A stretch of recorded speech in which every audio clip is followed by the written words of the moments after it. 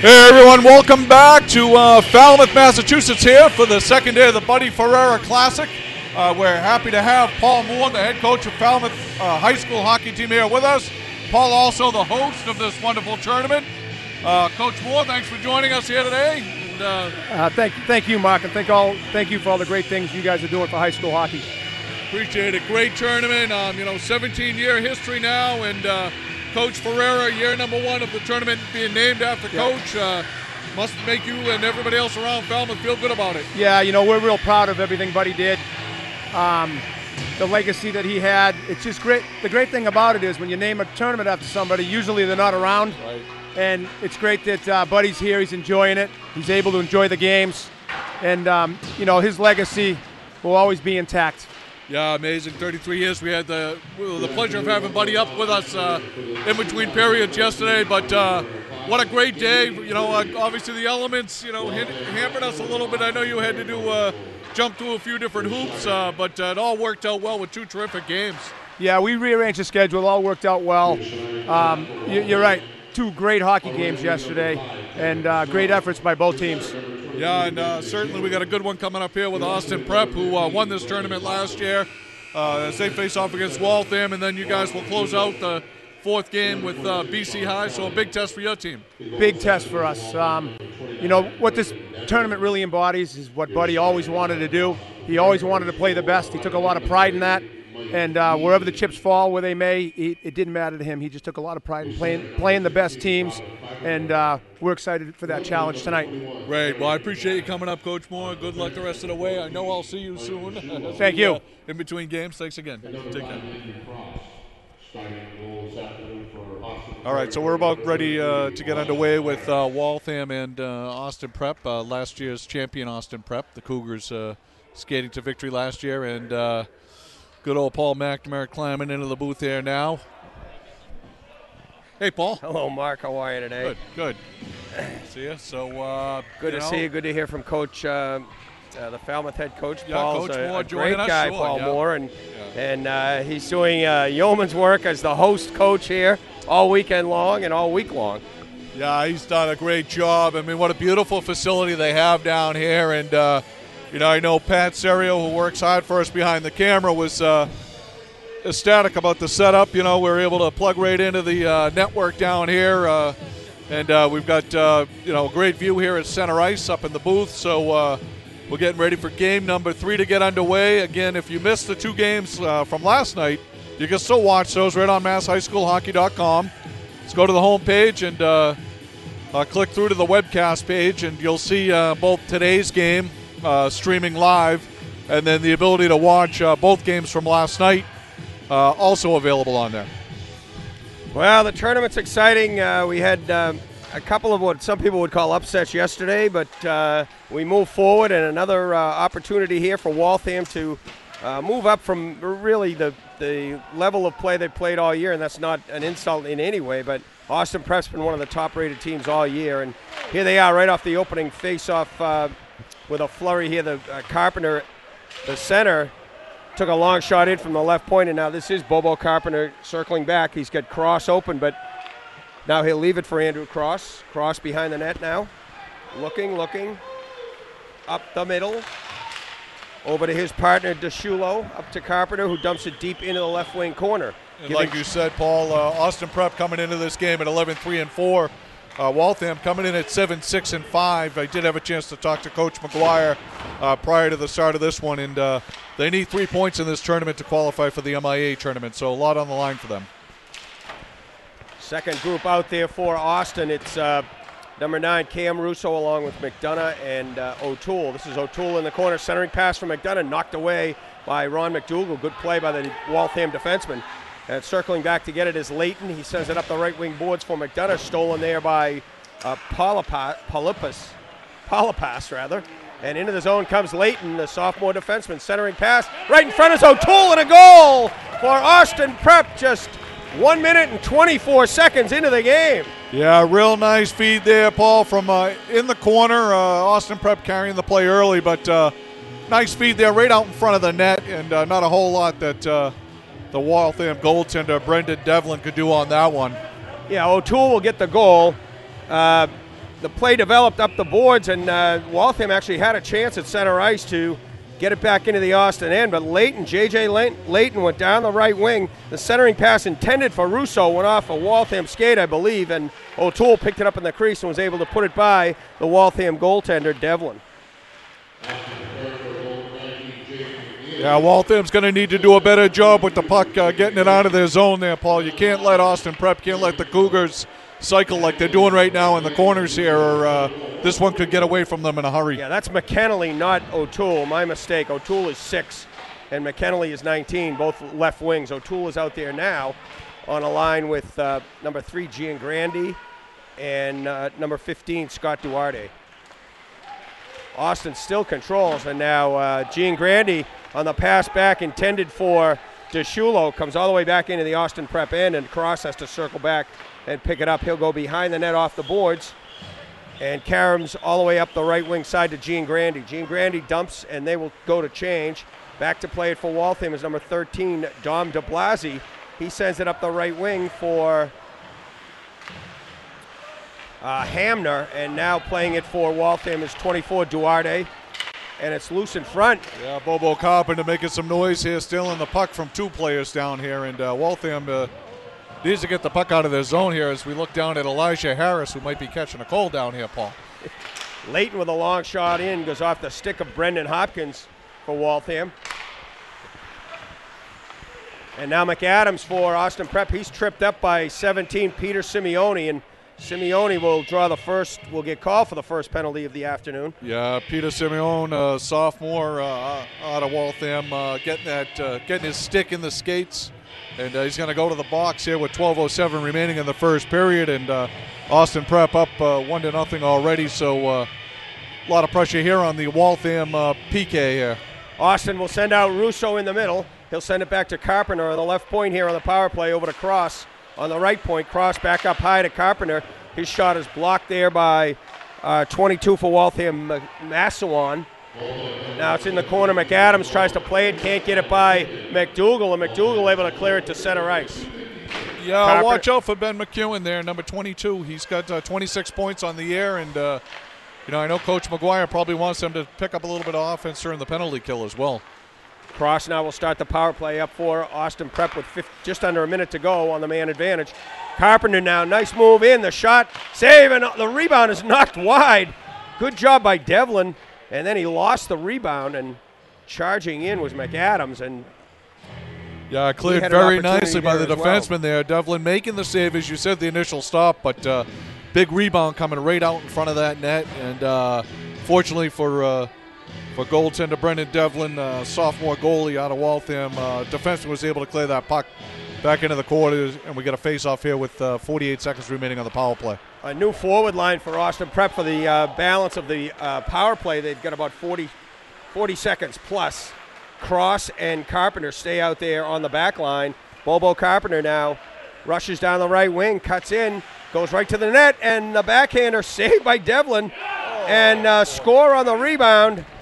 I believe that's Egan. Yeah, sure. Devlin making the initial stop on Carpenter coming across the front of the net, and the puck ends off kind of off to the side of the net. A weird angle shot, but deflected off of somebody's skate. It might have been the goaltender's skate there. But Austin Prep pulling ahead here 2-0 with 11:05 remaining in the first. I think that was Mike Egan who put in that rebound from a tough angle. Carpenter and Cross will probably get assists on that. And very quickly, it's 2-0 here. Austin Prep with a power play goal. Yeah, I wasn't sure if that was a power play or not. I guess it was. Okay, so big power play goal there, and the Prep. Good play by McDonough. McDonough through the defense. He's hooked from behind, and he scores! Ryan McDonough makes it 3-0.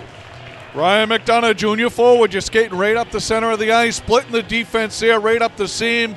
Number 13 puts it in the back of the net. He came into the game with 18 points, so no surprise there. One of the top goal scorers for the Cougars coming into this game. So you've got both McDonough and Carpenter already getting some points here. Carpenter came into the game with 22 points. And we got a conversation going on here. There's a timeout, I believe, by Waltham, and Coach McGuire. Only 12:14 into the first period of play, trailing by a field goal here already, and they want to talk things over. Yeah, it looks like Coach McGuire, a wise timeout, team down 3-0, as you said early in the first period here. So he's got to do everything he can to kind of rally his team here. And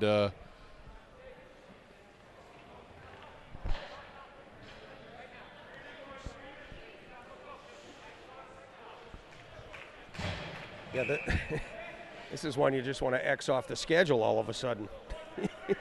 Yeah, you know, I mean, you look at Brendan Devlin, you know, there's not much he could do in that. I mean, all three goals were, you know, goal scorer goals, maybe a little bit of a fluke there from the side of the net, but, you know, he made the initial saves. Obviously, he's got to do a better job controlling those rebounds so he can limit the number of shots he's going to see here. And as I said, Elijah Harris, he hasn't seen a puck yet, so the Cougars are bringing it. Play underway. We'll see if the Waltham timeout is can be effective. Leighton, though, for Austin Prep over the line. A wrist shot blocked by defenseman number 10, Jake Miller. And on the rush is Kevin Snow for Waltham. His shot goes wide. Yeah, Kevin Snow, a senior forward, 24 points, captain of this Waltham Hawks team, and he's certainly trying to do his part there. Play was close to offside as McAdam picked his back foot up, but they let play go on. Here's Snow again. He'll dump and they change. Brendan Hopkins, the lone forechecker here for Waltham, as Leighton will start out. J.J. Leighton, cross-ice pass for O'Toole, misses connecting, and Miller able to clear it to center for Waltham, knocked back into the zone. Sean Kelly now back to Miller. Miller up the middle onto the stick of Brendan Hamner, who dumps it deep. Giving chase is Derek Bork, 28. He's pinned to the backboards but comes up with the puck. Kevin Kiley couldn't take it away from him, but now Austin Prep will break. This is number 3, Gene Grandy. Gene Grandy's long cross-ice pass for O'Toole misses connection. It's loose in the corner now. O'Toole able to muscle it out in front. No Austin Prep player there. Comes back to Kiley on the point. His shot is blocked by Derek Bork and deflected into the corner off his shin pads. They fight for it in the corner. Gene Grandy doing a good job for Austin Prep. Battling there with number 19, Hamner from Waltham, and finally coming up with the puck is Hamner. His pass out to center ice. Sean Roach there. Roach, off the you know, breaking out there, but boy, Roach, not a heady play there in his own zone there, Paul. You know, he's got to get that head up. He's a senior, you know, look to throw that puck up the boards, not in the middle of the ice. Left the Cougars all alone with a good opportunity. Face off to the left of Elijah Harris. Cam Russo wins it back into the corner for DeShulo. DeShulo tries to send McDonough out on the right wing. They pin him there. Andrew Cross picks it up for Austin Prep and sends it up the left wing for McKennelly, who's already got a goal and an assist, to McDonough, who's got a goal. McDonough turns, holds, tries to set up a play. Cross ice intercepted over there and intercepted back by DeShulo, who hits McAnally on the boards, but the puck caroms off his stick onto the stick of number 13, Dom DeBlasi for Waltham, who dumps it deep. Yeah, good play there by number 14, Sean Trelligan, a sophomore forward for Waltham. Back checking there. Yeah, Ivan Polapas is going to go for a trip here, even though it looked like he picked up the puck, which you're allowed to do. You're allowed to trip somebody if the puck's on your stick, but that was not the case there, evidently. Break for number 8, Ivan Polapas. As you said, the senior forward's going to head into the box here with 8:13 remaining in the second period, and the Cougars already up 3-0. So, again, Coach McGuire is going to send out his PK unit here with trailing 3-0. They got to make sure they try to kill this one. I think he needs Marchand and Bergeron on this penalty kill here. McAdams now on the power play behind the Waltham net. Will leave it out to McKennelly. McKennelly tries to send it back to Leighton. It's intercepted by Brendan Hopkins. Good play, and he clears it deep into the Austin Prep end. Yeah, nice little chip out there by number 15, Hopkins, doing his job. But here come the Cougars again. McAdams, the drop pass for Russo, trying to find McAdams back. Great cross-ice breakout pass by Carpenter onto the stick of McAdams. McAdams with it. Russo with it, rather. Now McAdams picks it up in the corner. Eric McAdams walks it into the middle. A wrist shot goes off the stick of goaltender Devlin. Austin Prep picks up the rebound with 41 seconds to go on the power play. Long shot in by Carpenter, goes high and wide. Yeah, they got Carpenter back here on the point, Paul, looking to feed him the puck, and he's open. Here he comes Russo again. To Carpenter closes, wrist shot goes wide. 0 for 3 on McAnally. that, Yeah, the 0 for roof 3. attempt, I guess. McAnally back to McAdams. Now over to Carpenter again. They'll try it again.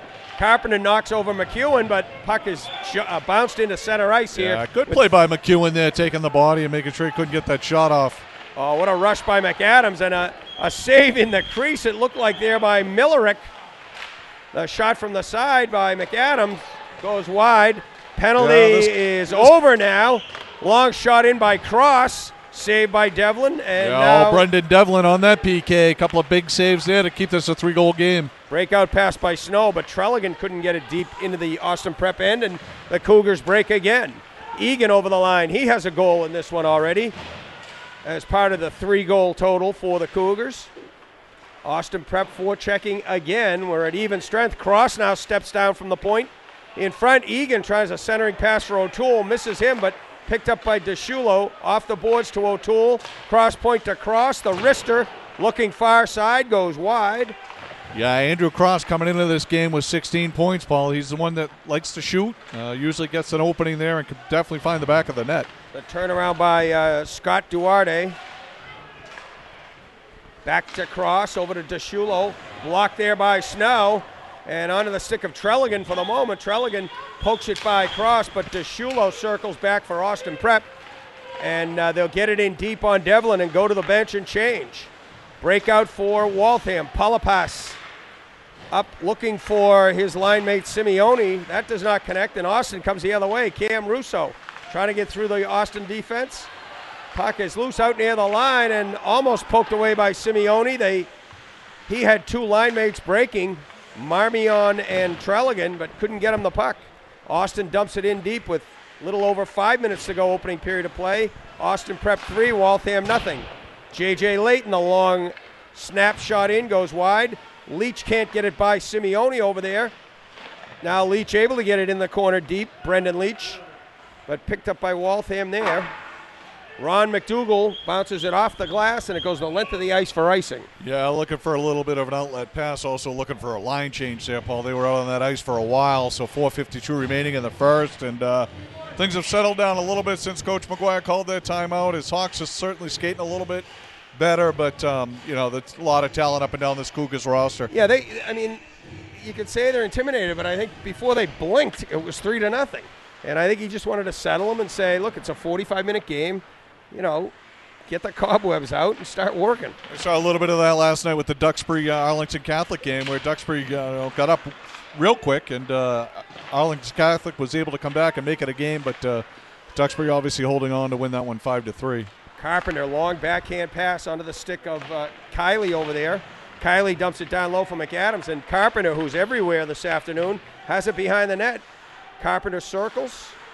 Side of the circle there, down low to McAdams, behind the net. McAdams looking, harassed over there by 13 de Blasi. Gets it out to Carpenter, and his centering pass is picked off in the slot area by Derek Bork. Bork run by McAdams and stolen by Egan. Egan back to the point to Kiley, walking down the lane. Backhand pass does not connect. Egan, the turnaround slap shot goes wide. Picked up by Duarte there, Scott Duarte. Gives it back to Kiley on the point.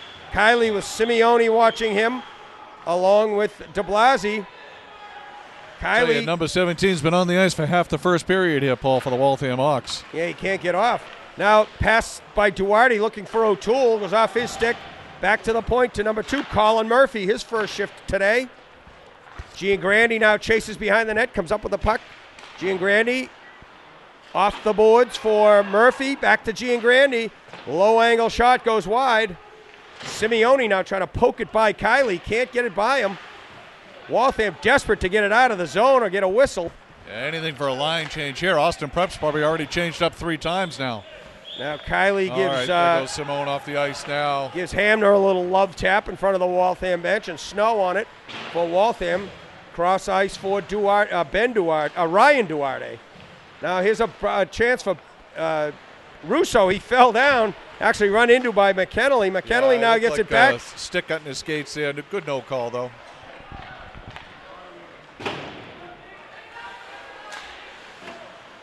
McEwen bounces it off the boards, but Austin picks it up again, and they're on the rush once more. Russo falls down near side.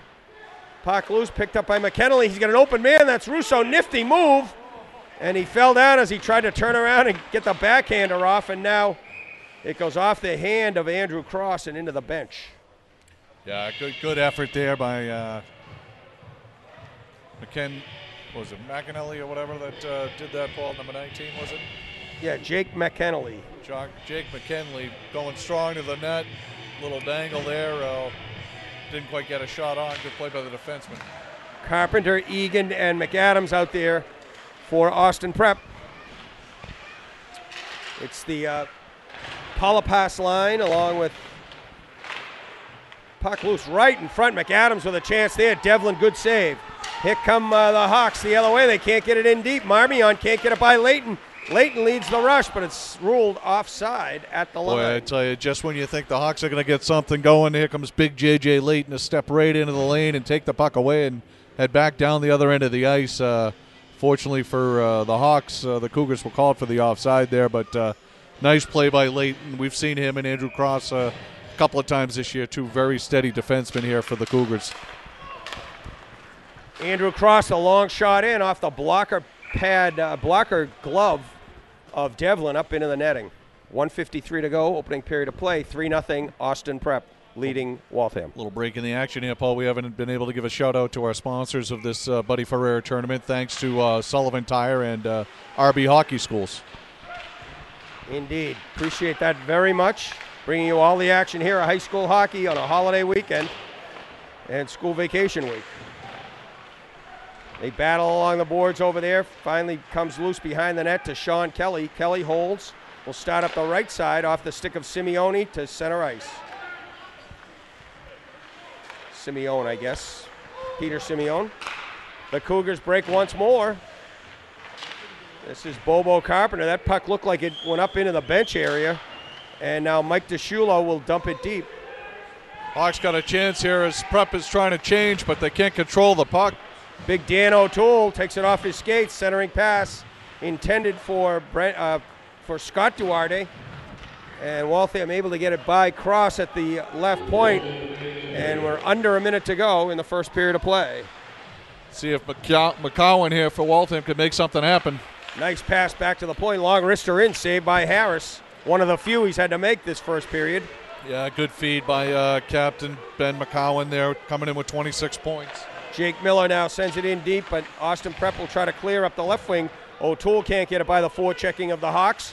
And now DeShulo behind the net will leave it off for his partner Cross up to O'Toole. O'Toole with some skating room, bounces it off the boards, intercepted by Snow. And he'll send that one into the Austin Prep bench. Yeah, so a little whistle here with 26 seconds remaining in the first. Things have settled down a little bit nicely here for the Hawks as they fell behind 3-0 quickly. Yeah, in just over 4 minutes of play in the first period, they fell behind 3-0. Yeah, and that last shift, good shift for the Hawks, getting a shot on Elijah Harris there, as you said, and moving the puck around a little bit. So maybe it's time to get a little confidence now. McDonough breaks it out, one-on-one now. McDonough into the zone, leaves it for Russo, trailing. Russo the shot, saved by Devlin on a great chance for Cam Russo. Brendan Leach, long shot in, saved by Devlin. Layton will tee it up again. Nice block there by Palapas at the buzzer. Ivan Palapas, yeah, big sacrificing block there. His body there on as Layton had it teed up and ready to go. Yeah, you look at the scoreboard, it's 3-0, but it could be 6-0, 7-0 if Devlin. I tell you, he's made some big saves in this one. They found themselves shorthanded a couple of times already, and good period for sophomore goalie Brendan Devlin there, even though they find themselves down 3. So we'll review the scoring quickly as we've got some guests lined up for in-between period action here. McKinley started the scoring. Jake McKinley at 1:24. Assists were given on the play to J.J. Layton and Cam Russo. An even strength goal that made it 1-0 Austin Prep. At 2:53, Simeone was called for a trip, and that led to an Austin Prep power play goal. It was Mike Egan getting the goal at 3:55 with assists going to Bobo Carpenter and J.J. Layton. And then just 19 seconds later, Ryan McDonough broke through and Made it 3-0 on an even strength score with assists going to McKinley and Russo. That's where we stand at the end of the first period. It is 3-0 Austin Prep. Yeah, shots on net 13-1, Paul. So, Wow. obviously Austin Prep carrying the play there. And we're thrilled. We got a couple of BC High Eagles here joining us in between periods. We got Connor Noonan, a junior from Falmouth, Massachusetts, who's seen this tournament for a few years now. 17 years in the making, so maybe he's attended most of them. And then Pat Kramer from Bridgewater, Mass. Pat, thanks for coming up here and joining us. Congratulations on a great season so far, fellas. You guys are certainly at the top of the MassHighSchoolHockey.com ledger right now, but obviously a big game coming up against Falmouth. And you guys both being juniors, you were here last year. We talked a little bit earlier, prior to the game about the loss to Austin Prep, so got a little something to prove this year. Who wants to go first? I'll go first, yeah. Coming in here, we got to try to prove our point, make a run for the Super 8 and show people that we are a good team and we can put teams away early and make a run. Great. And Connor, you must know a bunch of the kids on the Falmouth team. Yeah, I played with just about every one of them. The coaches I played with, Coach Turner actually has been my coach for a couple of years now, and Paul Moore. And Pete Tormey, actually, I work out with him in the summer. He's a great guy, good coaches, and yeah, I know a lot of the people, yeah. It's nice cool. Facility too, huh? Oh yeah, brand new rink, it's unbelievable. We're also talking, you guys have had a great season, congrats so far, but obviously as Coach Flaherty would be the first to say, it's great to win the Catholic Conference and to have a good season, but now it's kind of crunch time, this is what everybody plays for. Yeah, I mean, we've had a great season so far, but we want to keep going. Super 8's coming up. Big tournament here. We want to win that, then win the Super 8, and keep momentum going into the season. And I know you guys have a tough schedule every bit of the way. 4-4 tie the other night in a makeup game, but little repeat here. Hopefully make a run and knock off Austin Prep or whoever you face next, right? Yeah, we just want to go on a run here, get going. So I mean, bring that in the Super 8, bring it in the seeding, so get better seed. Just keep it going. Yeah. We had a chance yesterday to see Duxbury, and I know you guys play in the Catholic Conference, and the out-of-conference schedule is the 5 teams there play tough out-of-conference schedules as well. And we were just talking about Duxbury, and a lot of times the difference between some of the public schools in the Catholic Conference and the Catholic Central League is depth. And you guys are really blessed with some great depth. I mean, the lines you guys each play on, any line could be the go-to line any night.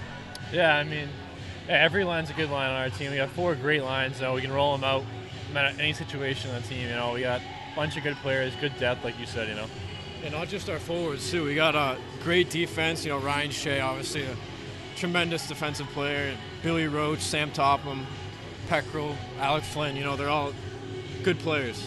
And tell us a little bit about how it was coming into the season between the pipes, because you had an all-state guy last year in Peter Cronin, and coming into the season it was kind of a question mark, but Brandon Payson has answered that emphatically. Yeah, I mean, he's been a great goalie so far, and we knew what he was going to do. I mean, last year practice every day, he brought it every day, worked better, worked hard, got better every day. So I mean, we knew what we had with him. It's always great to have a good goalie. Obviously, there's big shoes to fill after Peter Cronin, but I mean, he's done a pretty good job. Coming into every game, good mindset, and working hard in practice, just getting better. Awesome. We appreciate you guys jumping in here in between periods. I know Coach is probably getting ready to, go down the drill of what's going to happen here in our second game. Big game against Falmouth, so you'll have some fun in that one, I'm sure. And also, Connor, you've still got some time left, and you have another year, Pat, but I want to congratulate you on your college choice. Thank you. I know Coach Dennehy is probably pretty smiling all the time, knowing that down the road you're going to be a Merrimack Warrior. Yeah, thank you. Congratulations. Thank you. All right, thanks again, guys. Appreciate it.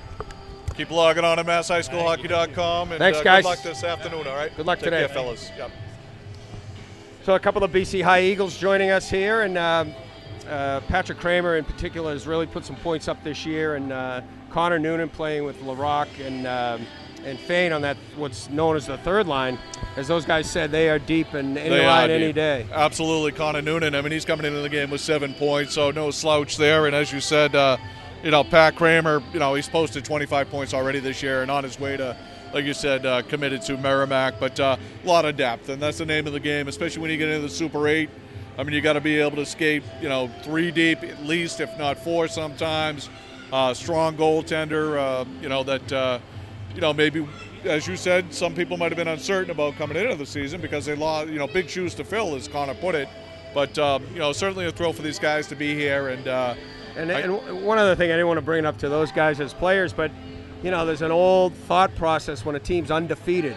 And they were the longest undefeated D1 team in the state. And they got knocked off a little over a week ago by Malden Catholic. And sometimes it's not a wake-up call that you need, but sometimes you get a little pressure off your back, not going to the tournament undefeated saying, oh my gosh, we don't know how to. I mean, they've played in close games and they've had tie games, but sometimes that works to your advantage. No, it does. Actually, it reminds me a little bit of that Hingham team a couple of years ago where, they were, the heads were probably getting a little swollen with all the victories.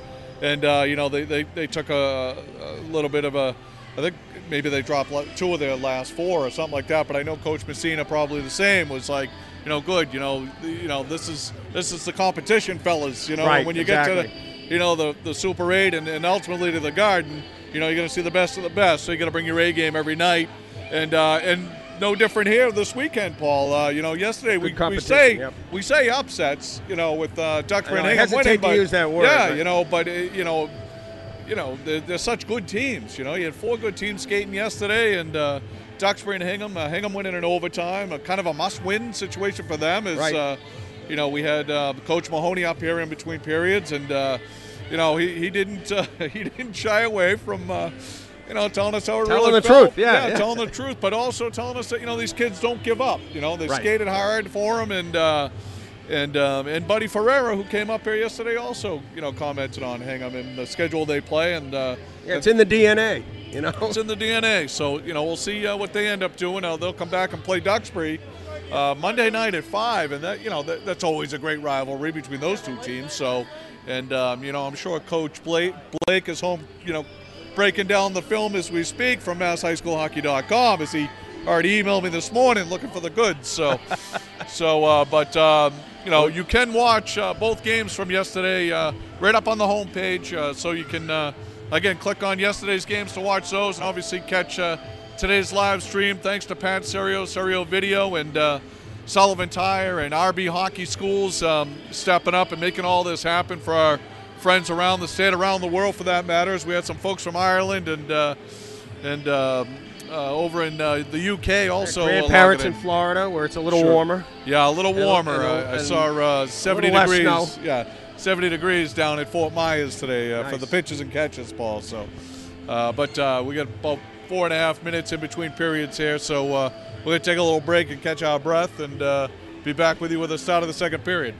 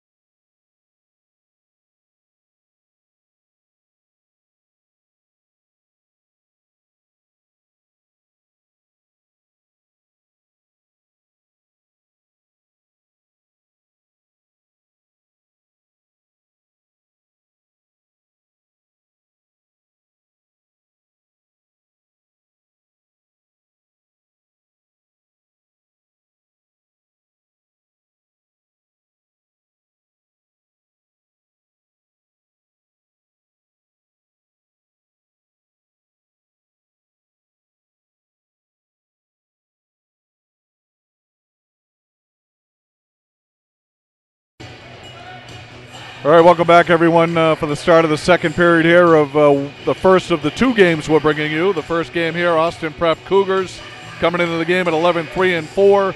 They lead the Waltham Hawks, who came into the game at 7-6-5. Austin Prep leading this game 3-0. As we get ready to start the second period, we'll start all even here.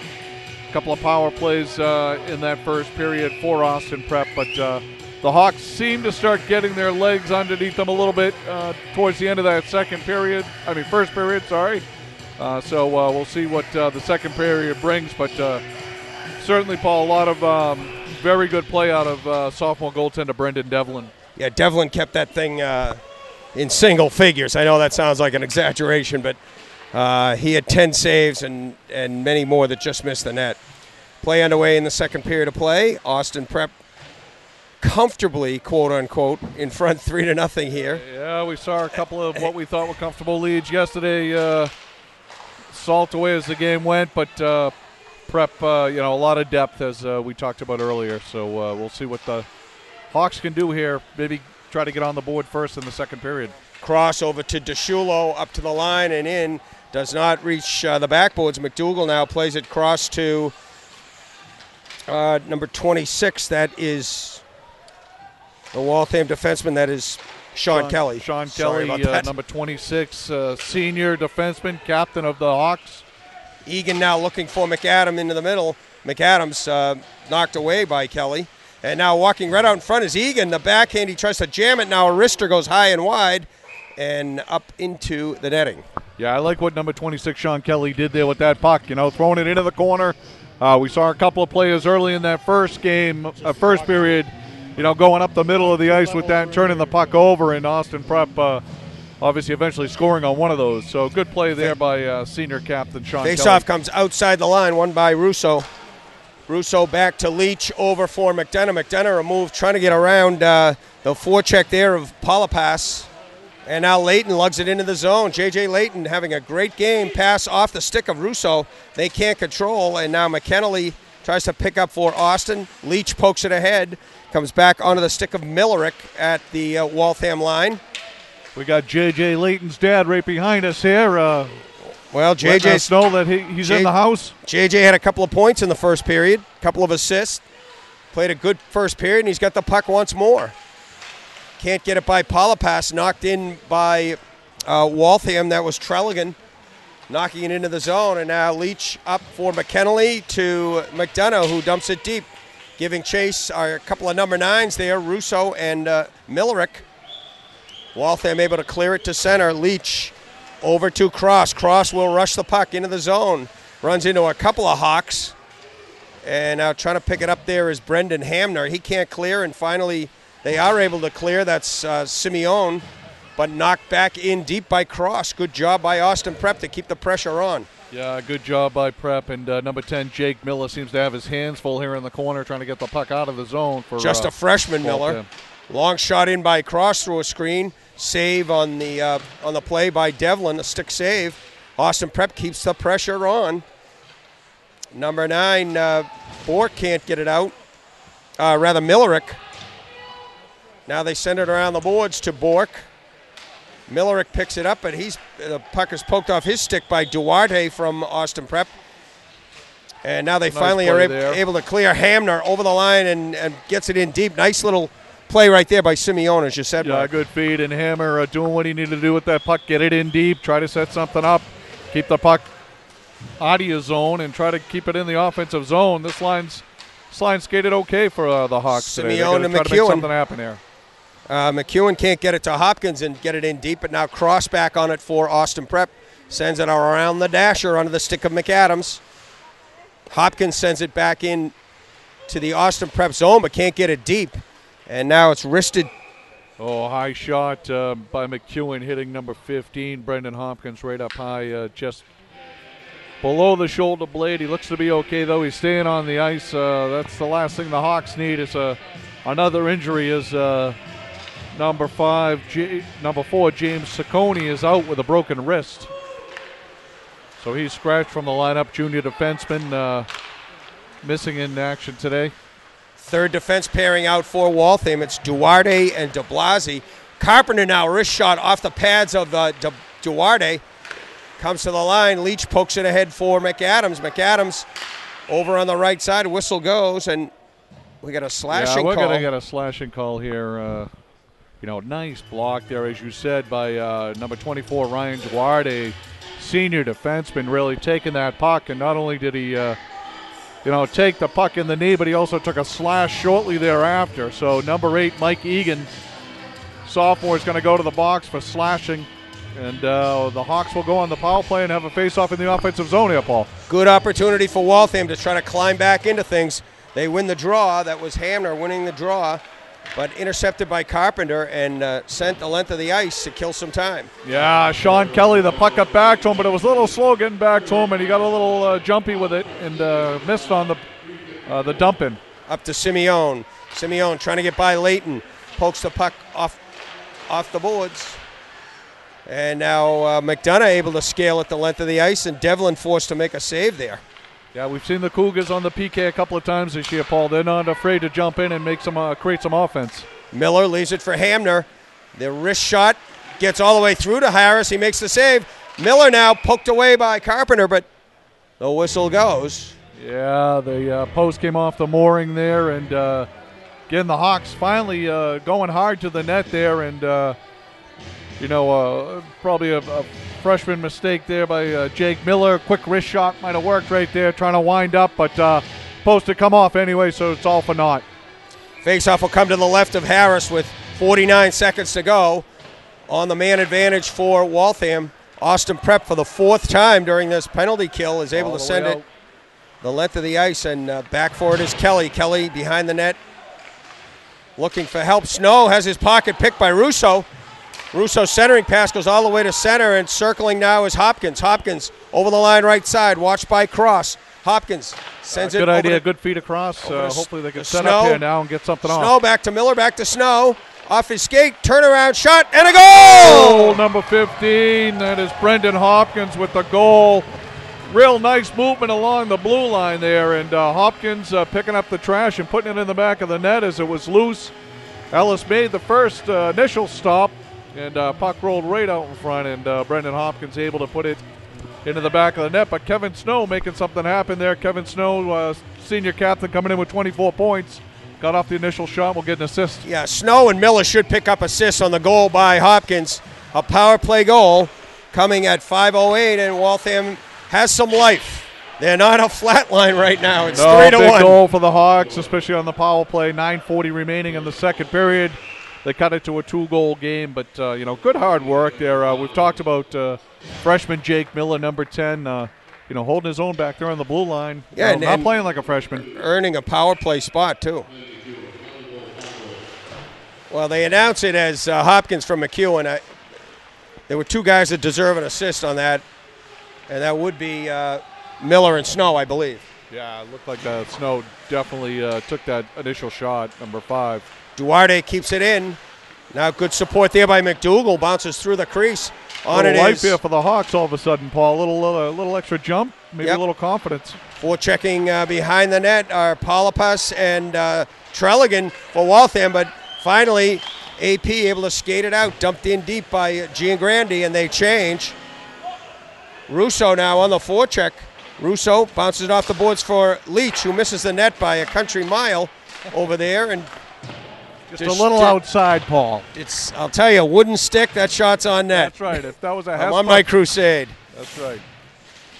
They try to jam it out, does Waltham, and finally they can't get it out, and McKennelly sends a long wrister in that Devlin will glove with his right hand. Well, funny to say, but the Cougars needed a shot on net. My goodness, the Hawks, a little more life here. Coach Finnicaro's got to be careful here to keep his boys up and motivated as they got ahead 3-0 early, and haven't done a whole lot since then. So 8:39 remaining in the second. Polipas tries to come out for the Hawks. He's got, that's number 9, Millerick, not number 8. Play in the Austin Prep end, stolen by Simeone. Simeone over to Hamner. Hamner's shot goes off the side of the net. Good forecheck here by Waltham. Yeah, nice setup there by Simeone. He laid it right out front. Good shot, and it actually went off the side of the net. Had Ellis moving to the left. Bork's pass is intercepted. Play comes back to center, but Simeone will lug it into the Austin end again. Centering pass for Hamner. Hamner back to Simeone, and now Cross will skate it off for Austin Prep. His pass up for McKennelly, intercepted. Hamner on the go. Off the boards for Bork. Bork shoved to the side by Kiley, and now a shot by Bork. Saved by Harris. Good job of closing by Miller over there. Yeah, Jake Miller actually slid over to play the left point on that shift, and nice job moving the puck in. Looks like great shift by Waltham here, particularly Hamner and Simeone. In addition to Bork, good job by that line. Yeah, the Cougars are forced to ice the puck for the first time today, so 7:29 remaining in the second, and the Hawks showing some spirit here, cutting the lead to 3-1, and getting a face-off to the right of Elijah Harris. And I think the first period they had one shot on net. They got a few here. Carpenter wins the draw for Leach. Leach around his own net, up the left side for McAdams. He's got a breaking Egan, wide open. Egan, shot on net, saved by Devlin, right in front. That's going to be a penalty right there. We're going to get it on McEwen. Yeah, probably a hold or a interference, hook. They're going to call a hook. We're going to get a hook on that one. Just too much speed coming through the neutral zone, and big rebound there. Good initial save by Brennan Devlin, but the puck got away from him out front, and number 13, Don Bablasi, is going to go to the box. Yeah, de Blasi, he was not the guy that pulled him down. It was McEwen, but... Well, I think Coach McGuire, nothing against Bablasi, but, McEwen being a senior captain and leading goal scorer would prefer to have McEwen on the ice. Yep. And McEwen indeed will take the draw here with Russo. Controlled by Russo, back to Carpenter, the left point on the power play. Long wrister in, save Devlin, rebound, laying lonely. McKennelly missed the net on that one. Devlin making some big saves here, but boy, you'd like to see him control some of those rebounds. Those are coming right out front. Good job of double teaming the puck. McKennelly up with it, back to Cross, saved by Devlin again. McKennelly on the rebound, right side, looking. Cross ice to Russo, lays it back to Carpenter. Carpenter trying to get around McEwen, does. Shot goes over the net. Well, it's he's loose missed behind the top of the net 4 or 5 times, so Bobo Carpenter got to bring that one down a little bit, Paul. McAdams' pass intended for Russo, picked off by McEwen and sent the length of the ice. Harris leaves it for Carpenter. Carpenter a move to get by Palapas. Bobo Carpenter through center ice, down the lane. Yeah, good stop and feed right there, right to Cross. Back to Cross, but getting a stick on it was number 3, Marmion, trying to kill the penalty, and now not McEwen, it's 26 Kelly, trying to hit the glass, puts it into the netting instead. Yeah, real nice rush up ice there by Bobo Carpenter, coming in here with 22 points and having committed to Boston University. So we got a change in goal here. I guess Waltham switching up halfway through the game as they bring in number 1, Seamus Egan, junior goaltender. So just a real good game by Brendan Devlin. So Egan steps in, trailing 3-1 with 6 minutes remaining in the second. AP still on the power play for another 22 seconds. Egan's shot never makes it through. Now it does, and Egan is brought in. Seamus Egan saving Mike Egan's shot. Yeah, Seamus Egan thrown right into the fire here as he comes in. Team short-handed, and 17 seconds remaining on the power play. What the heck did he do to Coach McGuire?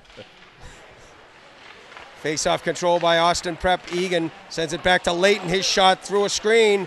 Hits a bunch of trees for bodies there, and banging away is Mike Egan on Seamus Egan. Different spelling, so probably no direct relation there. But nice job by Seamus Egan, though, staying square and controlling that loose puck. Again, Devlin saw a lot of shots on net, 13 in that first period. Not as many here in the second period, but certainly turned everything aside since early in the game. As you said earlier, J.J. Leighton very involved in this game. His wrister got things going there. And now McEwen knocks it off the body of Leighton there. That'll do it for the power play, Paul, so we're all even now. Couple of 22s chasing the puck behind the net. Leighton now circles up to DeShulo, his partner. Can't get it by Snow. Now Leighton bangs it off the glass up to Russo. Russo to McKennelly. McKennelly trying to get around the defense. Russo can't get a handle. Long shot in by J.J. Layton, saved by Seamus Egan. Your boy Layton and Cross love to shoot from that point. They both have good wrist shots and good slap shots. Good slap shot there, right from the point. Good feedback to the point too. I like how Austin Prep moves the puck around. Yeah, they when you've got a man advantage, you've got 5. It's not just 3 up front; it's 5. They're not on a man advantage now, but they've been using their points very well. Yeah, and there's Brendan Leach from the left point now getting off a shot. So Leach comes onto the ice and with Cross and again 2 offensive-minded defensemen here that can shoot the puck. Carpenter on the draw for Austin Prep along with McEwen for Waltham. Controlled by the Cougars. Leach over to Cross. Cross into the corner looking for Egan. Comes to McAdams down from his left wing position. Now Waltham bangs it around the far boards.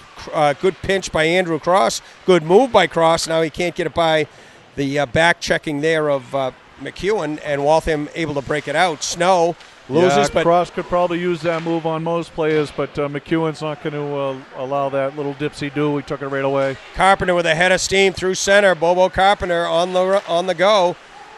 Can't get around Sean Kelly, though, and Leach sends it in. Dangerous shot there through a screen. Yeah, they get caught a part of the post there, Paul, on the way by. McAdams now a long wrister, and Seamus Egan's got about 5 saves since he came in about 2 minutes ago. Welcome to the game, Seamus, right?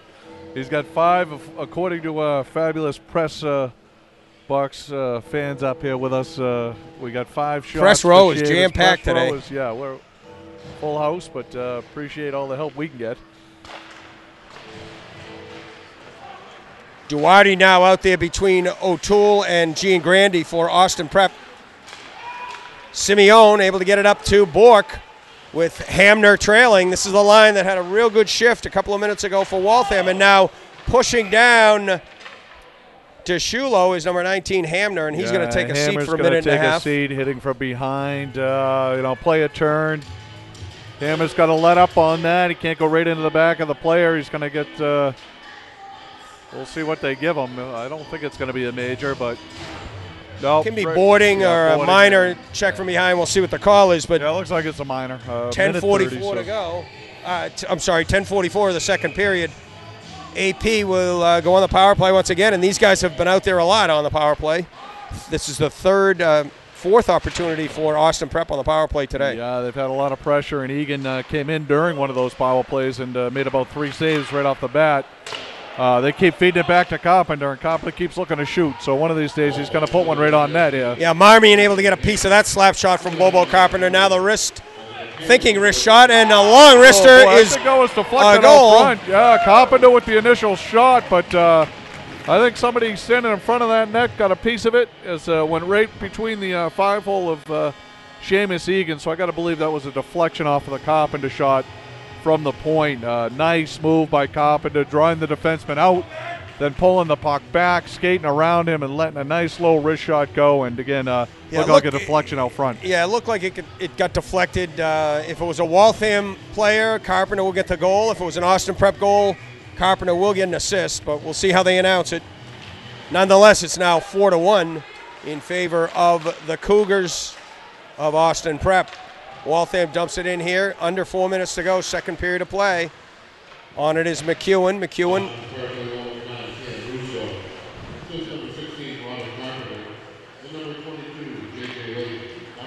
So Russo from Carpenter and Layton. So Russo did get the tip on that puck right in front of the net, and he was screening Egan as well as 3-point day for Russo all of a sudden, and a 3-point day for Layton as well. So.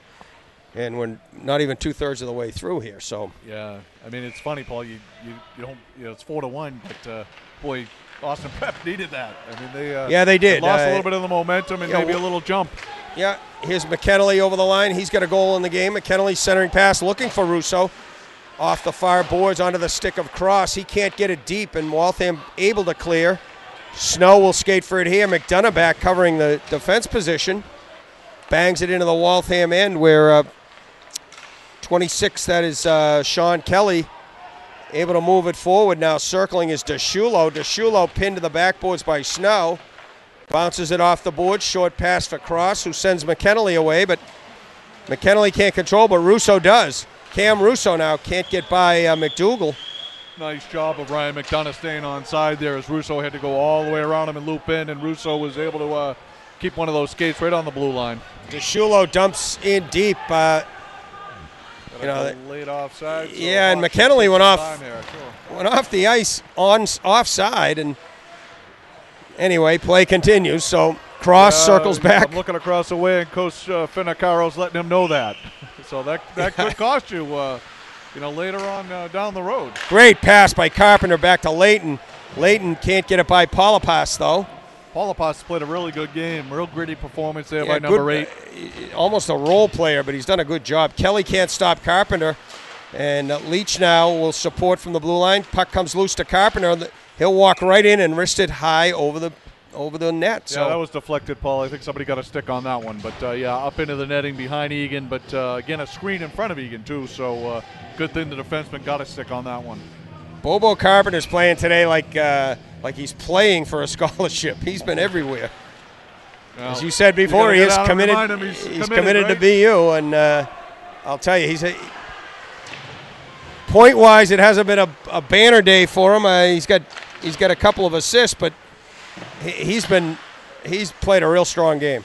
Yeah, we've been fortunate to see Austin Prep a couple of times this year, Paul, and time again we look at the defense pairings. And solid team. Very solid on the point. A lot of points already for the defenseman here. So Leighton, a long slap shot in. Saved by Egan. Can't control the rebound. And now good hit by McAdams over here on the boards. But going to be called for an elbow, Paul. Elbow came up a little bit late there. Number 21, McAdams, is going to go to the box. So I'll put the Hawks on a power play here. The way he came into the player, he had him lined up properly, but kind of got up in his skates a little bit. The elbow rode up, and the ref was right on top of it. So the Hawks will go on a power play with 1:21 remaining in the second period. Great opportunity for them to try to cut this back to a 2-goal game. Austin Prep able to clear.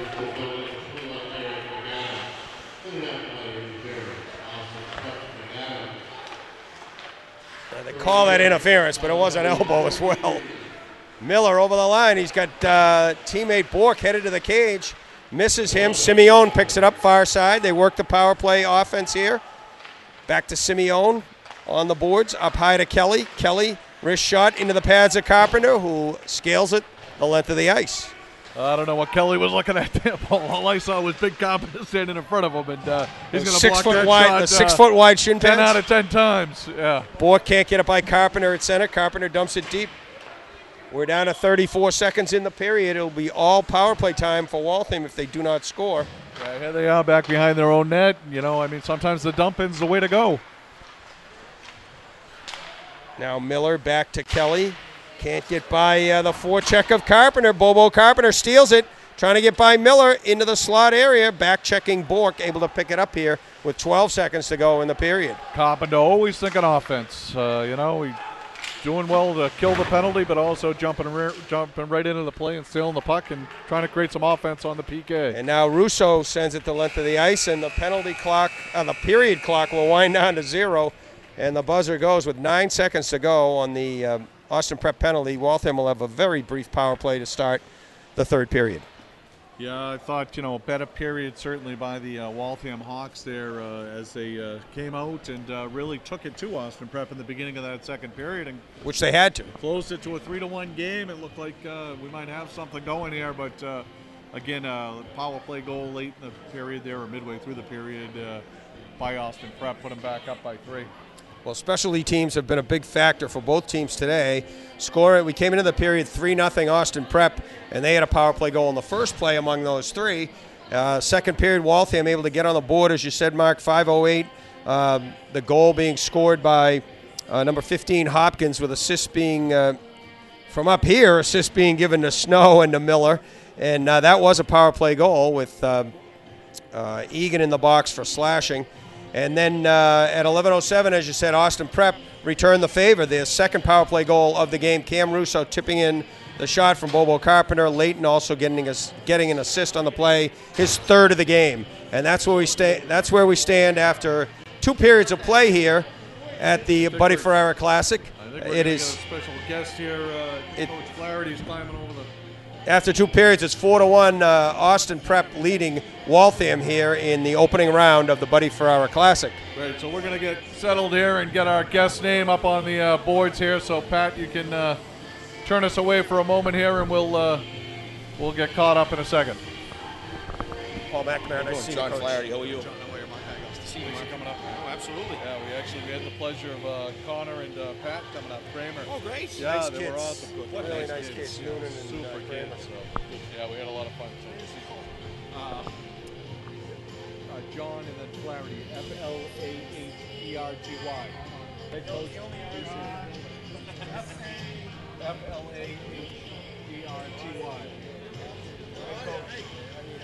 We had a couple of Irish lines yesterday for Duxbury and Hingham. Yeah. So we had a good time. EC with the Tierney's and the sounds like it's either a funeral home or a law firm. Okay, we're good? Okay. All right, Paul, you can take it. Well, back between periods 2 and 3 here of opening round of the Buddy Ferrara Classic. It's Austin Prep 4 and Waltham 1. And we're pleased to be joined now in between periods by the coach of the #1 ranked BC High Eagles, John Flaherty. And Coach, a lot to talk about. You've had a great season, but let's first talk about this tournament where you guys come down every year. First of all, we're number 2. MC's 1, so we're going to Well, okay, it depends what poll you're going to. One. And, But you each have a win over each other. it is. We have a good rivalry going with those guys. So this is a great tournament. We look forward to coming down every year. As you said, BC High has been a long-standing participant in this tournament for as long back as I can remember. So I think we may be one of the original members of this tournament. So it's something we look forward to every year, and I think it really puts a focus on the end of the season and where guys are going to fall and who's in consideration, who's not. So I think it's not only great preparation for the tournament, but it's also a good indicator of where guys are playing and at what time. Yeah, we've been using the term jockeying for position in leading up to the tournament, and some teams are kind of in desperation mode to make any tournament or to get seeded or to get a spot in the top 10, while others are just trying to solidify their spot. No, absolutely. And if you come down here in need of points, it can be a tough place to play. Not only the competition, but with the pressure and so forth. I was actually just on the phone with Coach McCabe on the way down, and we talked about that. We talked about the different teams that were down here and where they're situated. And he recalled a time that we came down here, and I think we were in need of 4 points to qualify for the tournament about 4 or 5 years ago, and we fell short. So, but it's an area where you're playing very good teams. And again, if you're coming down here looking for points, it's a tough place to be. Yeah, it's a classic risk-reward. Absolutely. I mean, you get the benefit of playing against very good teams, and it strengthens your schedule. But if you haven't gotten to that plateau coming down here, you're really jeopardizing of playing against high-quality teams and not being able to get the 2 points or even 1 point. I think the year we fell 1 point shy was we tied a team and lost in a shootout, and then tied another team, and then by that point the damage was done. Coach, we've talked to some of the other coaches here, the public schools, and traditionally a lot of the differential between the Catholics and the publics is depth. And the Catholic Conference is full of depth, the Catholic Central is full of depth, team by team. And you look at a team like Hingham, they've been able to provide depth over the years. And you look at a team like Duxbury, I don't know if you've seen them, but they skated 3 lines yesterday, and those 9 forwards were equal. No, absolutely, and that's been kind of the lifeline for Hingham and for Duxbury in years past. And when they've been having very good teams, it's because of the depth. They also come from great communities with good school systems too. So and Hingham has always rolled 4 lines, and John, when he can, rolls 3-4 lines. And again, they're very well coached. John Blake is an excellent coach. Tony Messina is an excellent coach. They both surround themselves with great staffs. So whatever depth they have, they're able to utilize it, and they're able to make those guys better hockey players. So when they come down here or when they're playing anybody, whether it's a public or a Catholic, they're going to be well prepared and they're going to play hard. And you've used your depth very well this year. We have, and we're fortunate enough. Again, we have 14 forwards on the roster, 8 defensemen, and 2 goalies, and we're fortunate that every one of them have played. Obviously not as many as others, but our 4th line is a catalyst line for us on occasions. We're able to roll them over the boards and give us some life. Yeah, those guys have played key roles, a couple of them. Absolutely have, and we have one of the 4th line scenarios. We have a freshman centering 2 seniors. So, and they're guys that just work very, very hard. They don't get a lot of glory. I refer to a couple of them as lunch pail guys because they just show up, put their work boots on, and they go to work. And that's the role they know. That's the role they've accepted. and it's paid off well for us because when you're playing good teams, maybe guys that don't have as much depth, if we can, get some breathing time with those guys, then we're fresher come third period to play those teams. And a big change between the pipes for you guys this year, losing Cronin after last year, but certainly you've gotten nothing but solid goaltending so far. Absolutely. No, Peter Cronin is a huge loss. You don't replace Peter Cronin. And I know that other people have said that about, different scenarios, but we knew that coming in. We have to plan for graduation, and we knew. So last year, Brandon was a freshman with us. Didn't see a ton of game action, but he was on the ice every day with us. And, I just asked him to follow Peter, watch Peter, learn from Peter. And Peter was great with him as a young guy. Peter was a freshman on varsity as well once, so he knew the scenario. And Peter did a great job of working with him. And again, just being around Peter Cronin enhanced Brandon as a goalie. But Brandon's also, he's a good goalie in his own right, and I think he's shown that this year. When he sees a lot of shots, he's risen to the occasion. And at the end of the day, as a coach at any team, you just want your goalie to make the saves that they're supposed to make. And Brandon's done that for us. He's made some exceptional ones as well, but consistently he's made the saves he's supposed to make. So you draw Falmouth here in the first round tonight. Sure. Coach Ferreira, I'm sure will be here. He joined us yesterday. We had a lot of laughs with him. But what do you know about the Falmouth team? One of your, I know Noonan actually is a kid from Falmouth who will have a lot of fun with some of his buddies out there that he grew up with. But should be a good game. No, I think so. I mean, historically, Falmouth, they're tough kids. They come to work. They don't take shifts off. They don't give you much time and space. And when they get a chance to finish a check on you, they finish a check on you. So they're tough. And again, you're playing Falmouth in Falmouth. What more could you want as a high school hockey player?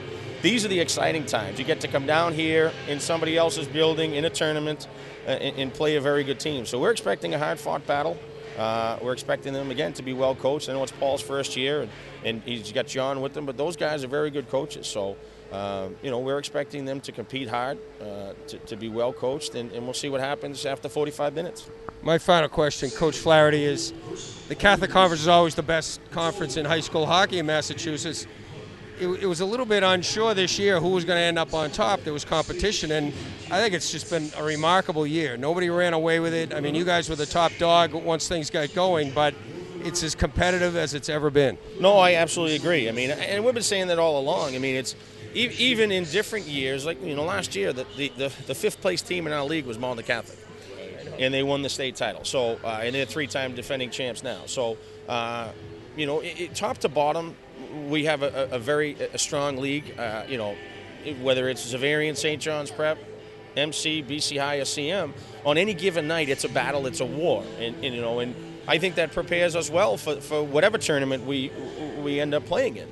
Whether it's the Division I, whether it's the 1A, having played those games against those teams, you know what it takes to win. So, I think you're right. I think that the Catholic Conference is as strong as it's been, but the parity is definitely probably closer than it's ever been. Nobody ran away with it. We were fortunate enough. It came down actually to the last game of the year for our last Catholic Conference game of the year for us, where we were finally able to solidify it. Had we not done that, we could have put ourselves in all kinds of scenarios where we needed something to happen or another thing to happen. So, but we were fortunate enough to do the job in that last game, and I think we finished 1 point ahead of Malden Catholic, who finished 3 points ahead of Catholic Memorial. So, but again, I mean, Xaverian is allegedly the fourth place team in our league, and they tied us. Any night, someone's going to have their hand full. CM, they tied us. They tied CM. St. John's Prep, we were fortunate enough to beat them twice, but both games were very good games. So, and those are guys that if they are to qualify, then they could be in consideration as a top 10 team. It should be interesting selection Saturday coming up next weekend, so it's always a big show down in the MIA headquarters in Franklin, Mass. But, everyone brings their notes, and everyone's looking forward to having their say. We got the overhead projector working now, so we're not just scratching it up on the chalkboard anymore. But, I lied. I did have one more question. Sure. Do you guys have one more makeup game after this, or everything's done? No, we were fortunate enough to get our game with St. John Shrewsbury in on Friday night, so we're down here for 3, and we're done. Well, I appreciate you joining us, Coach. Thank you very much. Thank you for all you do for the kids. You guys do a great job. Our players are very fortunate to have guys like you that are out there promoting them. In a market where there's a lot of hockey, you guys do an excellent job of allowing our guys the exposure they're so deserving of. So we appreciate, as coaches and as high school hockey teams, everything you guys do. Thanks, Coach. It's a lot of fun. It's a lot of fun. Coach. Good luck. Take care. Coach John Flaherty from BC High with us, and they'll have a test today with the hometown Falmouth Clippers, and throughout the rest of the week, and certainly into the tournament. But they are, 1-2, 2-1, whatever. They split with Marlin Catholic this year, but either one of those teams is going to be the team to beat. Right, and Coach Flaherty, certainly a humble guy. Not going to say we're number one, or whatever, but they play a tough schedule. They have a lot of victories on the board, and I'm sure he wants to win this thing. They went down to Austin Prep last year. They had to play Austin Prep. I think it was in the second round, so they didn't get to the championship game last year. I think this year they want to get there, and looks like from the seedings they may have to go through Austin Prep again to get there. But if all 7,000 fans show up tonight, Paul, like you said last night, the place will be rocking, and they'll have their hands full with the Falmouth Clippers. Yeah, don't look ahead. Don't look ahead. All right, we'll be back. Only a minute left in between periods here, so we'll be back momentarily with the start of your third period.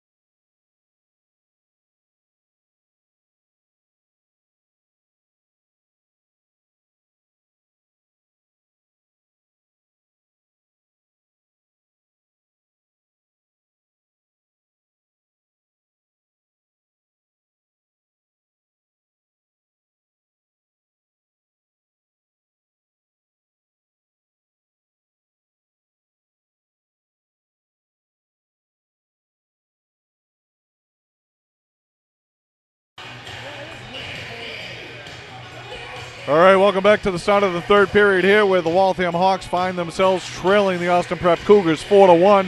The Hawks are going to start the third period on a power play with 9 seconds remaining in that power play. So Waltham will try to find the back of the net to see if they can't cut this lead in half, Paul.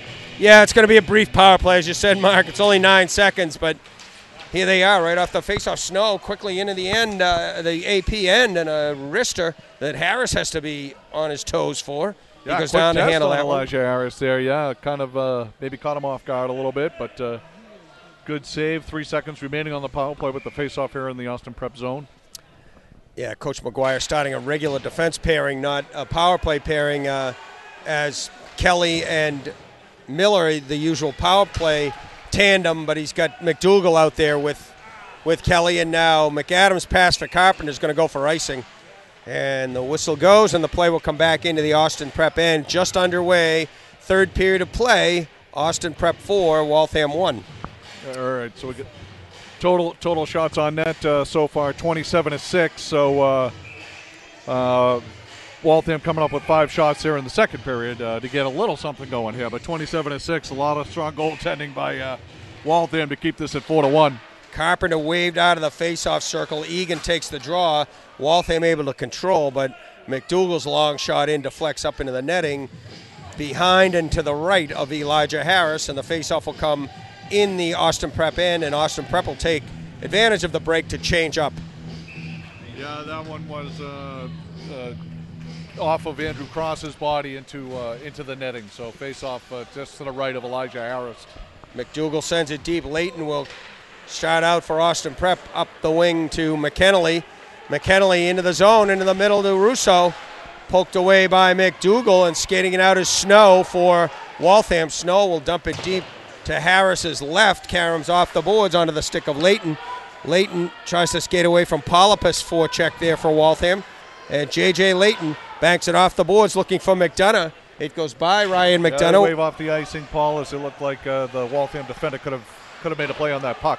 Jake Miller's pass does not connect. Long shot in by Layton, and a save there by Seamus Egan with the right pad. Well, Layton clearly with more shots on net than the Waltham Hawks today. Layton, he's letting it rip. All the defensemen are letting it rip, and he's got how many points now, Paul?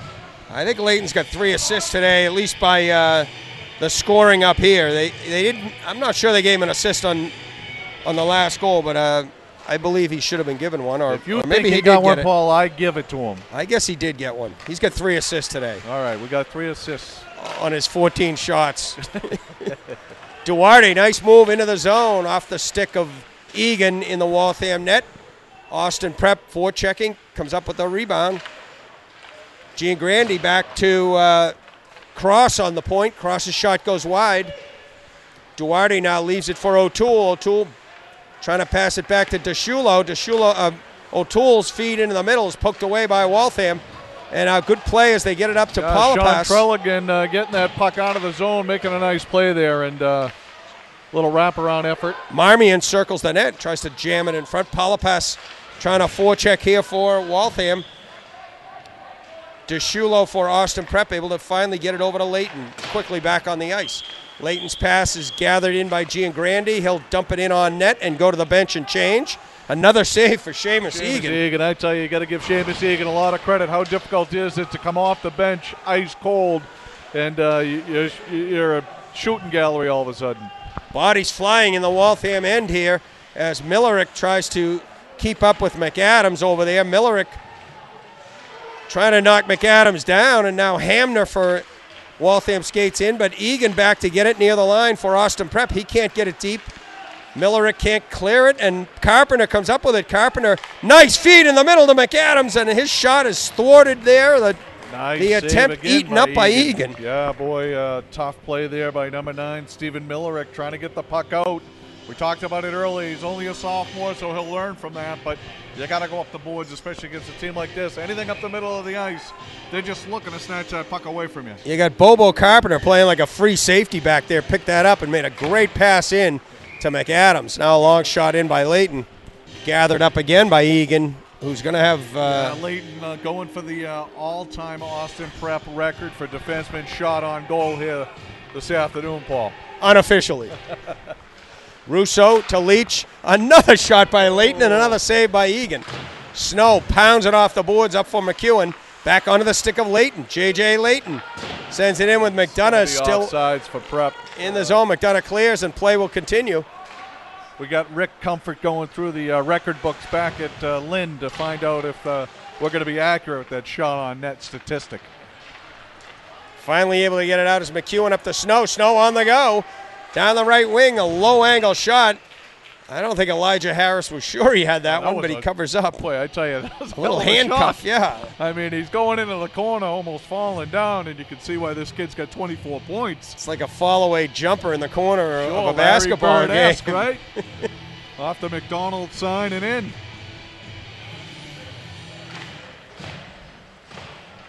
Face-off control by Austin Prep to Shulo.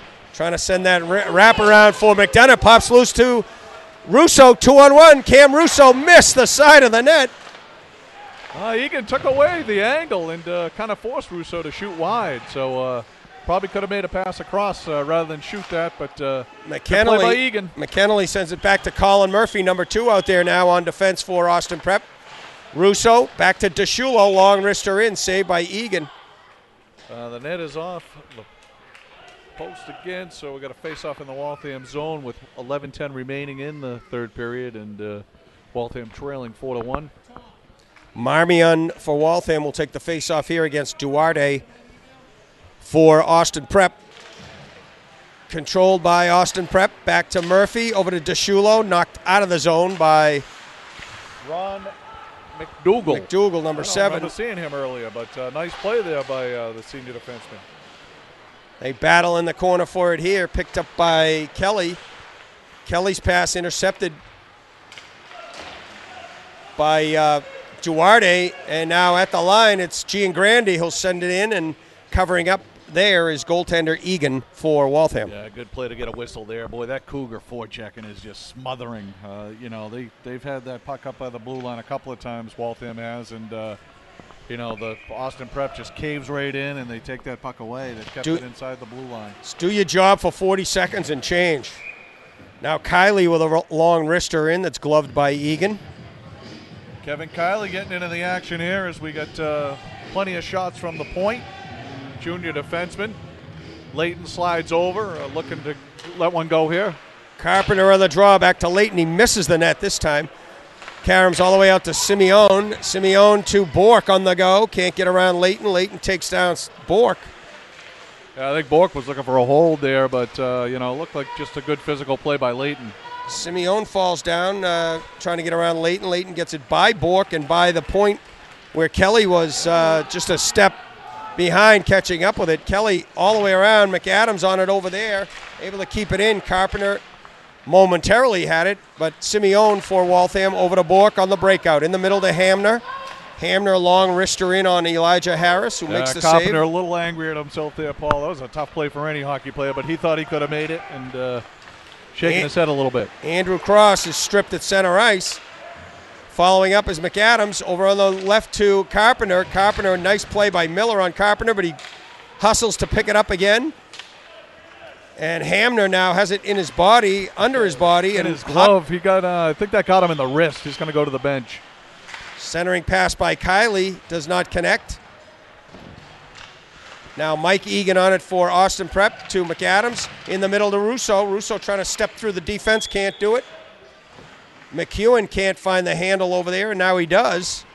McEwen starts out up the middle into the skates of Hopkins. Hopkins off the boards and deep. Kiley retreats for Austin Prep all the way around the boards to McDonough. Wide open on the near side. Ryan McDonough circles.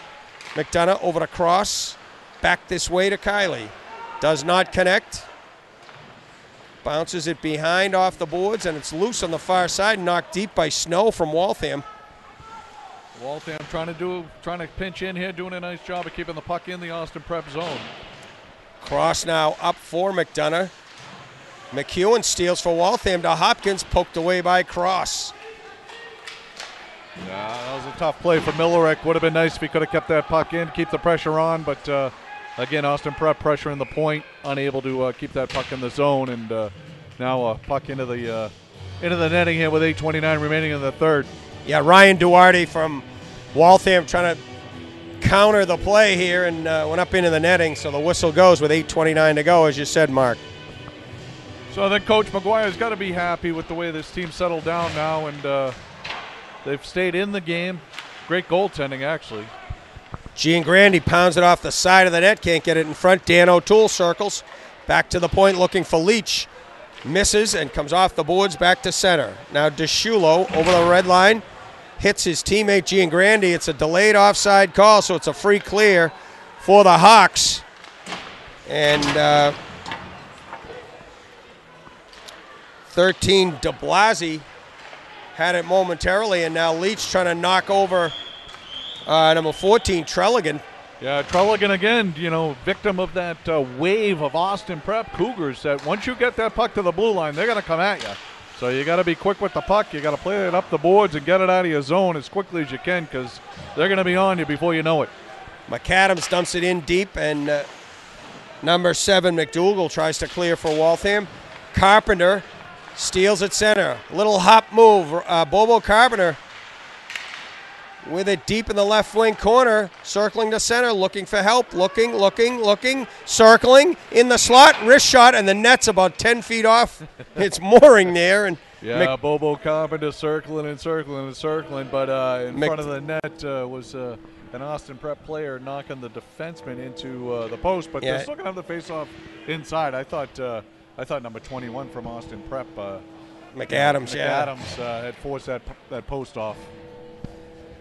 Well, they ruled that it was McDougal and for Waltham, so Hamner for Waltham will take the draw with Carpenter from Austin Prep, controlled by Kelly over to Simeone for Waltham, who redirects it deep into the Austin Prep end. First on it is Bork. Now he loses his stick as number 2 Murphy knocked his stick out. Play continues. Kelly now at the line. Good job to stop the rush, but can't connect on the breakout pass or the center ice pass. Carpenter with it again. Carpenter bumps into Kelly, and the puck is picked up by Egan. Back to Layton. Layton shot, never makes it to the net as Bork dove. Now Egan to an open man. McAdams in the slot, followed by Egan. Saved by Egan. Saved by Egan, boy. Shot by Egan, saved by Egan. Yep. Great play by Egan, the goaltender. Seamus Egan. Yeah, Mike Seamus. Egan took the shot. Seamus Egan made the save, and now good move by Waltham. Mike to slide over to the left, and a better move by Seamus to stay square to the puck and control it. Making 2 quick stops there with 6:23 remaining here in the third period. And the Cougars trying to extend that lead. Been at 4-1 for a little while here, Paul. Yeah, once again, the shots have to be piling up in favor of Austin Prep this period. DeShulo now in deep. Centering pass up high intended for McKennelly. Stolen away by Snow. 2-on-1 for Waltham. Snow, the wrister, right into the middle of Elijah Harris, and he makes the save save. by Elijah Harris. Didn't give him much to shoot at. A deflection there, and Harris. Shot, wasn't it? Sure. Harris had to be awake on that one as the long wrister in by Duarte from Waltham. Yeah, Kevin Snow, nice rush there. Got off a real good shot, and Elijah Harris again perfectly square. Nobody screening him, so able to see it all the way in. DeShulo trying to reverse field here, gives it to Cross, who banks it up for McDonough. McDonough, the bank pass, looking to make a play to Russo, but Snow is there for Waltham to intercept that one. He'll send it back to his own defense. Duarte over to over to Millerick. Millerick has to retreat. Cross point to Duarte. Duarte up the middle to McEwen. That is not whistled down. That stick looked a little high. Did Giangrandi there taking the body and making it felt. Giangrandi over the line looking for Duarte, his line mate. That's Scott Duarte. Number 15 for Austin Prep. Ryan Duarte is number 24 for Waltham. Yeah, this seems to be one of the more physical lines we've seen out of the Cougars today. So these guys are skating hard and taking it. Marmion in the shot, gloved by Harris, and he'll hold on. Yeah, good play there by Brendan Leach, the senior defenseman, coming across and making sure he got his stick in the shooting lane there and was able to deflect it right into Elijah Harris. So good play there. Once again, thanks to Sullivan Tire and to RB Hockey for making all this possible, and to Serio Video, bringing you all the action from Falmouth of the Buddy Ferrara Classic. Marmion now behind the net looking for help in the person of Trelligan. Does not connect, and good support by McDougal to send it down deep. Palapas on it there for Waltham, but he's picked clean by Layton. Layton trying to send McAdams away, can't connect, and McDougal has it for Waltham up to Palapas. Carpenter with Velcro on his stick today. He's got the puck once again. Over to McAdams. McAdams circles, gets by Kelly. McAdams circles the net, lays it in the crease. Jamming on it there is Carpenter. Can't get it by Seamus Egan. Great move there by McAdams, coming all the way around the net and just so strong on his skates, looking to try to wrap around and tuck that in. And, of course, it doesn't hurt to have Carpenter standing on the doorstep looking for the loose puck. Looking for one of those 10-inch goals, not like the 50-footer that he set a few of those set up shots, last time. But face-off, Hopkins can't get it out for Waltham, and DeShulo dumps it deep for Austin Prep. McAdams and Egan on it over there. McAdams back to the point to DeShulo. His shot goes off the stick of Hopkins. Yeah, again, good job by Hopkins getting the stick in the shooting lane. But again, Austin Prep, the Cougars just moving that puck so well.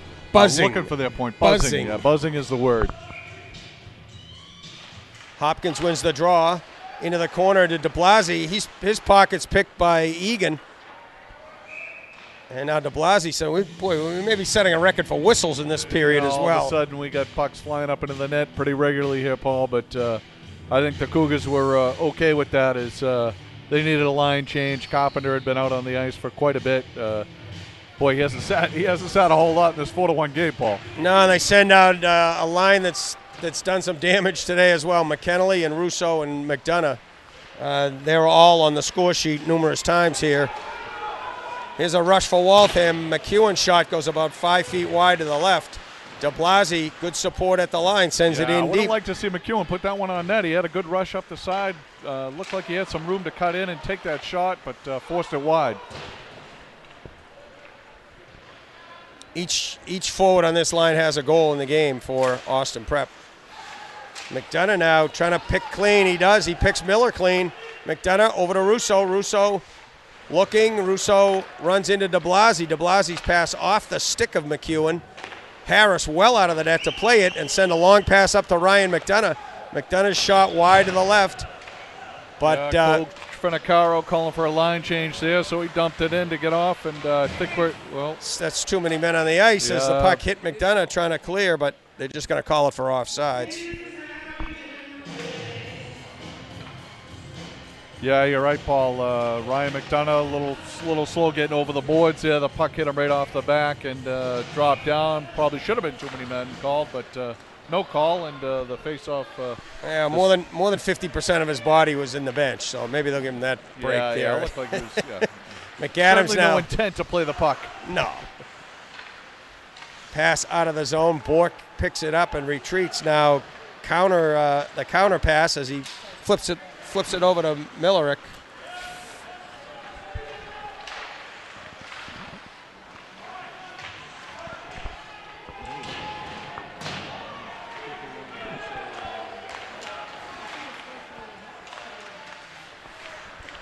Here comes Carpenter through center ice.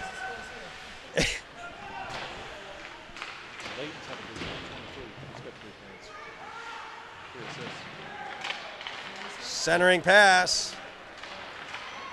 Skated away by Simeone. Simeone trying to get through Leighton. And now it goes deep into the corner, played by McAdams. McAdams around to Brendan Leach. Leach gets by Polipas. Leach up over the red line, dumps it in. And Austin Prep will go for a change with 1:43 to go. An errant pass there, looking for Polipas up the left wing, and it's going to go down for icing here with 1:36 remaining in the game. And yeah, we've got Russo. Maybe this isn't correct. We got him a goal with 2 assists. Yeah, so Russo with 3 points, Leighton with 3 points. Leighton with 3 assists. Pick him out of a hat, I guess. McKennelly with a goal and an assist. Carpenter with a couple of assists, and those have been the 4 or 5 guys that have done the damage here. The whole team's done the damage, but those are the guys who put it. A lot of depth on the Cougars team, a lot of offense on the Cougars team. They spread it out pretty nicely, and I think we're actually going to get a penalty here. Yeah, they're going to get another chance here because I think Waltham's going to go. A Waltham guy's going to go into the box. Yeah, it's going to be, Coach McGuire asking him to go right to the penalty box, as he does a little jarring on his way over there. So that's going to be Sean Kelly taking the penalty there with 1:27 remaining in this game, and trailing 4-1. Not an opportune time to be jumping into the penalty box. No, just another chance for Austin to work on the power play here. Russo on the draw to McKennelly. McKennelly can't find the handle, but Russo does. Cam Russo behind the net. Aggressive penalty kill here by McDougall. Russo over to Cross. Cross the wrister. Saved by Seamus Egan. Rebound comes onto the stick of Hopkins. Stolen by McKennelly. Stolen back by McEwen for Waltham, who scales it the length of the ice. Final minute of the period here, Paul, so it looks like the Cougars are going to win in advance. Obviously, they won this tournament here last year and caught fire as they headed into the MIA tournament. McAdams now, left wing side, leaves it for Russo. Back to Carpenter, into the slot. Carpenter shot off the stick of Miller. I think Seamus Deflected Egan wide. might have gotten a piece of that, and he Or has Miller, done. yeah. He's played very well, Or giving up Egan. only one goal since coming into this game. Cross deep into the corner to Russo, trying to find a breaking Carpenter. It goes off his stick wide. Russo looking, Russo down low to McAdam. The give and go is blocked by McDougal here with 19 seconds to go. Pass back to Cross, tees it up. Carpenter misses the tip in. Yeah, good low shot by Cross, aiming for the far side, but Cross just to missing Carpenter, wide. walks in and scores. Carpenter scores Carpenter. with 7 seconds left. He's able to put that above the shoulder of goaltender Seamus Egan, so Carpenter gets on the scoring ledger here, I think, for at least the second time, if not the third. Yeah, it looks like that's his third point as well. So Bobo Carpenter finishing it off here with 7 seconds and a power play goal, and they'll skate away here with a 5-1 Carpenter's played win. a great game. The puck's been on his stick a lot. I mean, it's just been a going factor out there. Yeah, and as you said, the goal scoring and the assists all pretty well spread out for the Cougars. So I'm sure Coach Finicaro is pleased by that. Good effort by all three lines and his goaltender Noah Ellis, and Waltham. It's 5-1, but they were down 3 goals early in the game, so 2-1 since then. So they did okay once they settled in. Yeah, it was a long afternoon for Coach McGuire and the Waltham Hawks. But Austin, they were firing on all cylinders early and often. A little bit of a lull there. Waltham got back in the game, as you said, at 3-1, but there was not much of a doubt in the eventual outcome of this one, and a 5-1 final for Austin Prep. Yeah, a little doubt, Paul, as you said. I mean, Austin Prep, just a very, very deep team, and certainly getting out to that kind of a lead, never really looked back. Certainly impressed by the Waltham goaltenders. Egan, although he gave up that goal there with 7 seconds remaining, he had only given up 1 goal in the period and a half. Good job in relief. Shots. Sure. Good job in relief for Seamus Egan. He made some great saves, and this thing could have been a lot higher score for Austin Prep. So yeah, Waltham, I mean, if you're Coach McGuire, you look up, you got a sophomore goaltender in Brendan Devlin, a junior goaltender in Seamus Egan, so you got something to build on there with a good foundation between the pipes, which you build out. You build out from there. Yeah, and Coach McGuire said they needed 3 points in this tournament in order to get into the D1 tournament. So they're now going to drop to 7-7-5 as they'll play on Monday, and then the Cougars go to 12-3-4, and again put their stake in the ground. Yeah, Austin Prep looked very strong out here today, and they got an opportunity to work on some things. It's a difficult thing to say to the kids, we're going to work on this and work on this, because you don't want them to take their eye off the prize, which is win the game.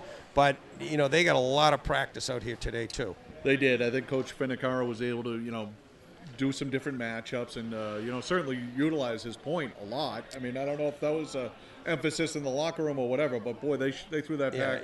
If that was not a strategy going in, it became a strategy during the game, because their defensemen had lots and lots of shots on net. Yeah, lots of shots on net, lots of points to be had from the defensemen there. So we're we should probably mention our player of the game, the players of the game as announced here. Number 22, sophomore J.J. Layton, the defenseman from Austin Prep, and really, you could throw a dart at 4 or 5 guys and come up with a good player of the game for Austin Prep. But Layton had a real good game, 3 assists, and we decided the folks up here decided to go with J.J. Layton and Brendan Hopkins for Waltham, who had the goal. Number 15, Brendan Hopkins. He had the goal. Played a good game. Played a strong game. We also called out Ivan Polipus, number 8. Polipus played a good game. Polipus was across the ice, and both goaltenders. Goaltenders. Really, we're able to keep this thing, manageable for the most part. So we're in between games. The last of the 4 first-round Buddy Ferreira Classic is coming up. BC High also looking to, put their stake in the ground and try to run the table here. But Falmouth being the home team and Coach Moore having his team ready for this one is, Falmouth comes in with a good record and an opportunity to make some noise in the D1 tournament as well. So we'll be back with the start of Game 2 or on Game two. Saturday? Today's game 2 and game 4 in the opening round, and that'll feature BC High and Falmouth, as you said, Mark. So once again, the final here: Austin Prep 5, Waltham 1. So those two teams move on into different brackets, and we'll update that for you too when we come back. All right, we'll see you all again. The Clippers coming in 11-5-2, and the Eagles coming in at 12-1-4. So it should be a good one. We'll be back with you momentarily.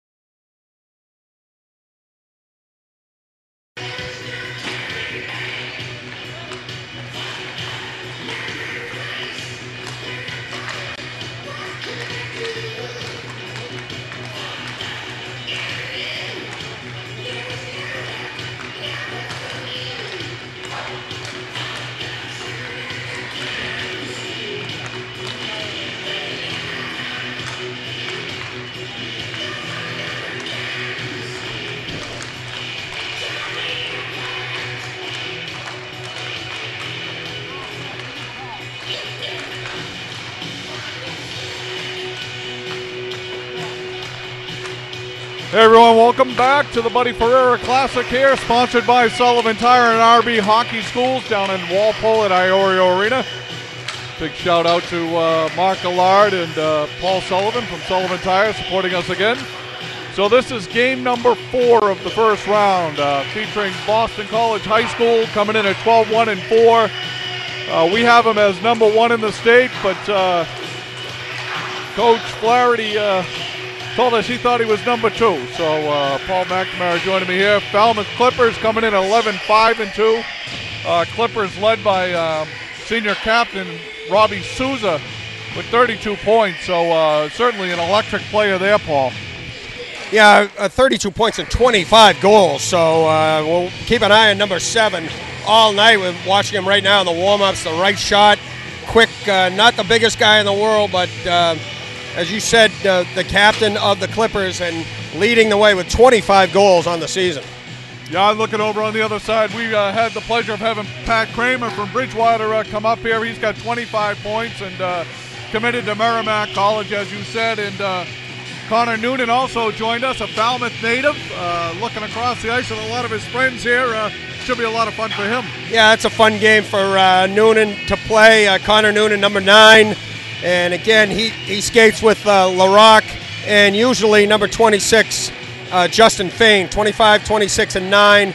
That's usually BC High's 3rd group on the ice, so a lot of depth for the BC High Eagles. Yeah, and as Coach Flaherty said, you can never look to replace a goaltender like Cronin, but certainly Pezant playing extremely well, coming in here with 1.87, I think it is, Paul. I don't have it on my sheet, but great goals against. Yeah, and 5 shutouts on the season. I mean, to get a shutout, 1 or 2 in high school hockey, and he's got 5 of them this year in the league they play in. I mean, that's outstanding goaltending. Yeah, that's incredible goaltending, 5 shutouts. So we're about 1:35 away from the start of this game number 4. We do have an update on the schedule for Monday. So on Monday, the first game's going to go off at 1 o'clock. Monday being tomorrow, I keep forgetting. Tomorrow, yeah. Went 2-2, so. Yeah, tomorrow we're going to have 4 big games, 1, 3, 5, and 7 o'clock face-offs. Right, so we'll have Austin Prep against BC High, repeat of last year's matchup. Well, it may not be BC High. Right, I stand corrected. It's the winner of this game will play Austin Prep at 1 o'clock. That's right, which would set up a matchup of last year's game, which was a thriller. And Prep got hot in this tournament last year, all the way to the Garden. So they look to continue that track. Game number 6, which will be the 3 p.m. game, has Arlington Catholic against Archbishop Williams. Yeah, the two teams looking for an identity. 2 teams that know each other well. They play in the same league, and they both were losers yesterday in their games. But we said maybe upset losers. But again, 2 very well played games, and Hingham with that big comeback to win in overtime over Archbishop Williams, and Duxbury doing a great job to outskate Arlington Catholic yesterday. So AC and Archbishop Williams will play at 3 o'clock. And the teams that won those 2 games, Duxbury and Hingham, will face off at 5 o'clock. Yeah, 5 o'clock. Those 2 teams know each other well. Coach Blake, Coach Messina, bringing them both to the winners bracket. They're at 5 p.m. tomorrow night. Should be a good one. Very impressed with Duxbury yesterday. Yeah, awesome game for Duxbury. And, you know, it's hey, we're Duxbury, we're here. We want you people to watch us. Yeah, absolutely. A lot of seniors on that roster, as we saw. And then we'll close it out at 7 o'clock with the Waltham team that we just saw here. And they will play the loser of this game between BC High and Falmouth at 7 p.m. tomorrow night. Yeah, great tournament. I mean, every game is competitive, and you know the last one got a little out of hand early for Austin Prep for Waltham in their game with Austin Prep, but Waltham made a game of it and came back, and you know any one of these games is going to be competitive. Yeah, and we do hope to have Coach Finicaro from Austin Prep as well as Coach McGuire from Waltham 2 with good us guys in between and 2 periods good here coaches during the game. Whenever they feel like they're ready to join us, we will call them in as we look over our shoulder to see if they're ready to go. But looks like both teams are ready to go down on the ice here, Paul.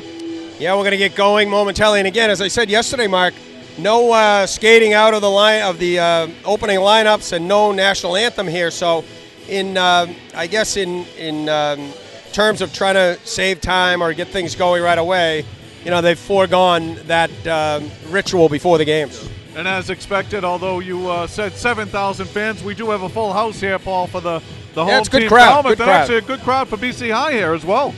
And for those of you not in the house today, we want to thank you for joining us and spending part of your Sunday with us. The Olympic hockey's over for the day, so join us here online.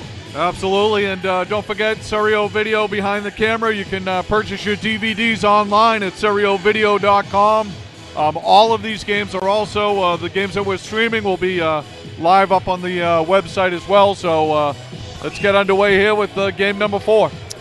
And I have not seen Falmouth this year, so it may take a little bit of time to get used to the names, faces, numbers, etc. But off the face-off, Big Thomas Toby, number 22, tries to get it up the boards, but it's sent into the Falmouth end. And right now we see Connor Noonan, the guy we talked about before, starting on right wing with DeForge on left wing and Riley at center. So a little bit of change of lines from what we've seen from BC High before. And we'll see how the other lines play out. This is number 2, Billy Roach, sending it back to Shea behind the net. Ryan Shea up for DeForge on the left. Ryan Shea, number 5 for BC High, is a guy that will rush the puck anytime he gets it. So we'll keep an eye on that as it goes. Maybe the praises that you sung of young Connor Noonan were heard by Coach Flaherty also at his maybe home, ice, maybe he wants to give him a start against his boys here, you know? Sure, absolutely. Hometown kid playing for BC High and skating across from a lot of the guys that he grew up with. Kramer now, the pass up to Topham, the defenseman who sends it in deep. Retreating to get it is Cam Toby, number 5. Cam Toby around the boards looking for Jared Tolino. It comes to center where Kaiser Ray has to retreat and get it for BC High. All the way back, deep in his end, bounces it off the boards for Topham, up to Kramer. Patrick Kramer will start out. Kramer to center, looking for help. Now he'll take it himself through the defense. Patrick Kramer in, and he's hooked from behind. And finally the puck taken away from him, and Rocheleau tries to play it up for Falmouth. Long shot in by Piggott off the left point here, by Pickrell rather. Yeah, real good rush Chris there Peckrell. by the junior Pat Kramer out of Bridgewater. We had the pleasure of meeting with him in between the first period of the first game, and nice kid and good head on his shoulders, and certainly a quality hockey player. Now La Liberty 21 will take the spot on wing with LaRock and Fain. Back on the point is 24. Sending it in is Alec Flynn. BC High showing playing 6 defensemen here. Fain shot blocked by the Falmouth defense. Now chasing in the corner is Toby. Cam Toby can't get it to a teammate, and Peckrell keeps it in at the left point and dumps it deep. Yeah, real nice play by Chris Peckrell there, keeping the puck in, senior defenseman. Good forechecking here by BC High. Centering pass and a shot by Fain is blocked by the big goaltender, Jake Beaton. Yeah, Jake Beaton, assistant captain, senior goalie. He put on a show here last year as well. Tends to see a lot of shots in this tournament, but certainly a big kid, as you said. Giant kid, number 35 in net. We may get a close-up of him a little later, but a big guy who fills the net. Now a wrist shot off the draw by DeForge, goes wide. Noonan on it, backhands it in the corner deep to Riley. They cycle it deep, goes to DeForge. DeForge to Noonan behind the net. He's pinned there, but coming away with it is DeForge. DeForge trying to find Shea on the back left point. The pass goes wide, and Billy Roach has to go back and get it. He's chased there by Cody Bailey for Falmouth. And now Roach can't get it by the forecheck of Robbie Souza, the leading scorer. And Riley, the counter number 7, comes the other way. He gets by 22, Toby, centering pass, blocked by the defenseman Parkinson there. Yeah, Parkinson laying out across the ice, making a beautiful stop there. That was going to be fed across to an open, streaking BC Eagle. Icing is called here as they send it the length of the ice, and Falmouth happy to do that there because they wanted to change. Yeah, so far a little bit of both teams feeling one another out. 12:04 remaining here in the first period, no score, but BC High starting to carry a little bit of the play. Fourth line on the ice very early for BC High. Doolin taking the draw with the two Flynn brothers, the two Foley brothers rather. This is 18 Foley with a shot and a save. That's Aiden Foley. Now Trevor Davis sends it deep for BC High, centering pass by Adam Foley. Yeah, Jake Beaton getting most of the work so far here early on for the Falmouth Clippers. Arlen Moore, 21, lost a glove for Falmouth, but able to get it deep into the zone. Toby's shot goes right onto the stick of number 6, Topham. Topham is tripped up He has to play it back to his partner, Davis. Davis will circle the net, now stop. Good forecheck there by Patrick Coyne. And now a long pass up intended for Foley. Aiden Foley over the line. He's got help. That's his brother going to the net. And a back check there by Sam Walker. Upends number 8, Adam Foley. Yeah, the Foley brothers both streaking down their opposite wings there, going hard to the net. Good defensive play there, kind of taking away the passing lane, but forcing a pass that went a little bit errant, and into the post went one of the Foley brothers. Yeah, good back check by number 10, Walker there. Now it's sent up the boards by 22, Thomas Toby, and back for it is Kaiser Ray for BC High, leaves it for Peckrell. Peckrell will camp out behind his net and start the breakout. Up the right wing intended for Lemansky. Off the boards it comes to Toby, and good forecheck there by Ray, number 4. Stolen by Kramer. Kramer right in, the backhander goes wide. Yeah, that puck got on edge on Toby a little bit there, and he lost control. A big turnover, but again, BC High putting some pressure on early. Falmouth can't get it in the BC High end, and Toby has to retreat here. There are 2 Tobys for Falmouth, one on each defense pairing here, and now it's stolen by Souza. Souza down the middle, goes to the left. He's tripped up by Flynn, no call. Yeah, no call there. Looked like Alec Flynn might have gotten his stick around the waist a little bit there, but no call. They're letting the boys play. Kaiser Ray in the middle for Patrick Kramer. Stolen there by number 20, Cody Bailey, who promptly wristed shot into right, the BC right into the High, BC bench there. Bench and off a player's helmet over there on the bench. Yeah, so with 10-15 remaining here in the first period, BC High carrying the play a little bit, but, Falmouth holding their own. Faceoff's going to come at center ice. LaRock and Souza.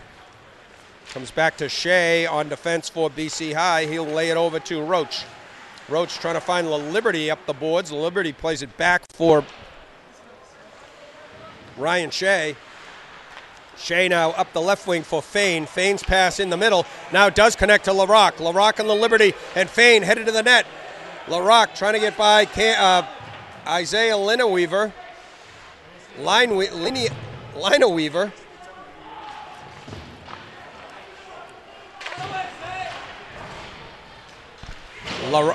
LaRock sends it in deep, trying to find Fain. Bounces off the boards onto the stick of Isaiah Lineweaver. Intercepted there by Noonan. Noonan leaves it for LaRock. LaRock into the circle. Falls off the back of his stick. And Cody Bailey plays it up ice for Falmouth. Ryan Shea loses it off his stick onto the stick of Barrett. Barrett can't control, and Shea follows. Gets it up to DeForge, who hands it off to Noonan. Noonan in, a shot. And a save there made by Beaton. In goal for Falmouth. Noonan follows up his own rebound. His cross-ice pass is picked off by Falmouth, and now trying to get up ice is Barrett, but he can't get by Sam Topham, number 6. Topham now gives it to Riley. Patrick Riley for BC High coming down the left wing. DeForge on the follow. DeForge steps through the defense. A shot and a save by Beaton. Rebound kicked over to the far boards by Falmouth. And now Toby will circle back as Walker couldn't find the handle. And now DeForge, number 10 for BC High, will pick it up in the corner. Sends it behind the net. Giving chase there is Parkinson, number 18 for Falmouth. He's bumped by Noonan. And finally backhanded to the line and out by to the line, but not out by Arlen Moore. BC High able to keep it in the zone. Riley circles, leaves it for Topham. Sam Topham can't play it, and Toby cannot clear for Falmouth. Now it's picked off by Kramer. Kramer behind the net. Kramer circling, looking for help. Gives it to Lemansky. A shot and a right pad save by Beaton. Golden chance for Lemansky. BC High in control. Shea down low to Kaiser Ray. Ray's shot, a save by Beaton. Rebound skated away by Lemansky. Back to Ryan Shea. Walks to the middle. Down to the right side to Kramer. Kramer in the middle. Kramer walks high in the slot. Kramer left side. Long wrister on the ice and a goal on the rebound by Kaiser Ray.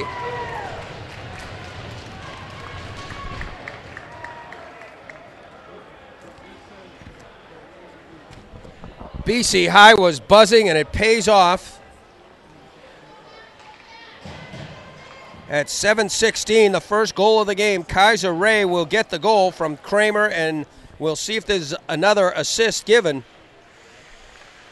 But Sorry about BC that, High Paul. breaks I had to on run down top. and fix the goalie cam. Not a problem. Mark, you missed, if you were down this end, you saw a lot. I wasn't. I was at the BC end. Wondering if I was adjusting the camera correctly, as there wasn't much happening down there.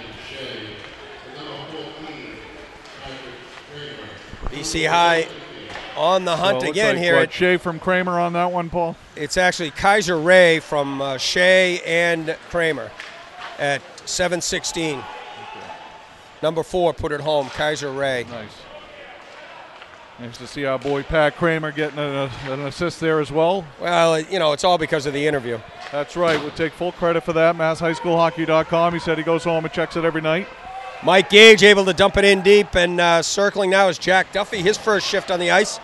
Stolen there by Cody Bailey. He can't get it in the slot area, and back on it again. Centering pass here for Falmouth. Onto the stick of Toby. Toby down low. Long wrister goes wide. A good wrist shot there by Thomas Toby, the sophomore, coming off a point. Bailey now trying to forecheck on Doolin, and Shea trying to knock it away from Bailey. And now finally muscled out of the zone by Aiden Foley. And BC High will try to change. Toby comes across to Rochelo. Rochelo with LaRock of BC High, forechecking him. LaRock steals. LaRock, a wrist shot, goes off the side of the net, wide to the left. Trying to go short side there, coming down the left end. And again, nice positioning by Jake Beaton, holding the post. Really giving him nothing to shoot at there, Paul. Tenacious forechecking here by the BC High Eagles. The Liberty centering pass looks for LaRock. Picked off and skated away by number 23, Brighton Landers. He'll dump and change. Yeah, we're going to get icing. He didn't quite get to the center line there, center ice, to dump that puck in, a little shy of it. And Coach Moore is quickly over there to let him know that, as they did want the line change, but would have preferred not to take the icing. Yeah, you want to be able to just take that one extra step and get over the line to keep play going. Yeah, that's all it was going to be, too. He had plenty of room in front of him, but trying to do his job, too, of getting off the ice at the same time. La Liberty with a wrist shot off the face-off win by LaRock. Down low is Topham, around the net to LaRock. LaRock sets up, has La Liberty back covering on the point. La Liberty sends it in deep. Caroms all the way around to Big Tim LaRock on the far side. LaRock steps into the middle. He's bothered there, and it's picked off by 11, Nick Barrett for the Clippers. Zach Barrett, rather. Real good Zach job Barrett. by the Falmouth forwards, Paul, as they are not giving the BC defensemen any room whatsoever. They're covering their points and, making sure that that pass back is being interfered with. Parkinson on the pass, it went awry. And now Trevor Davis with it back at the right point for BC High in the corner to Noonan. Noonan trying to walk into the middle, can't do so. DeForge is tripped up. And we're going to get the first penalty call of the game. It's going to be Jason Holzman for tripping. Yeah, Holzman getting that stick out there. A little lazy on that play. He's going to go to the box here with 4:57 remaining in the first period. BC High Eagles already up 1-0 here. They'll go on the power play. As you said, Paul, first power play of the game. So we'll get to see what Falmouth's PK can look like against one of the top power plays in the state. Yeah, they're going to have Kramer out there between Lemansky and DeForge up front, and Topham and Shea will man the point positions here on the power play for BC High. Kramer fights there with Souza. They get it back to Shea on the right point. Ryan Shea to the middle, tees up a slap shot, and a save by Beaton on that straight-on shot. Yeah, good save by Beaton. You got to see that all the way. Good slap shot by Ryan Shea from the point. Shea coming in with 18 points on the year, only a sophomore forward defenseman there. Face-off win by Kramer, back to Topham, over to Shea. Shea to Kramer. They switch positions. Kramer gives it to Shea into the circle. He'll circle back. Looking, sees Topham in the middle. The backhand on the doorstep, and a goal by DeForge, I believe.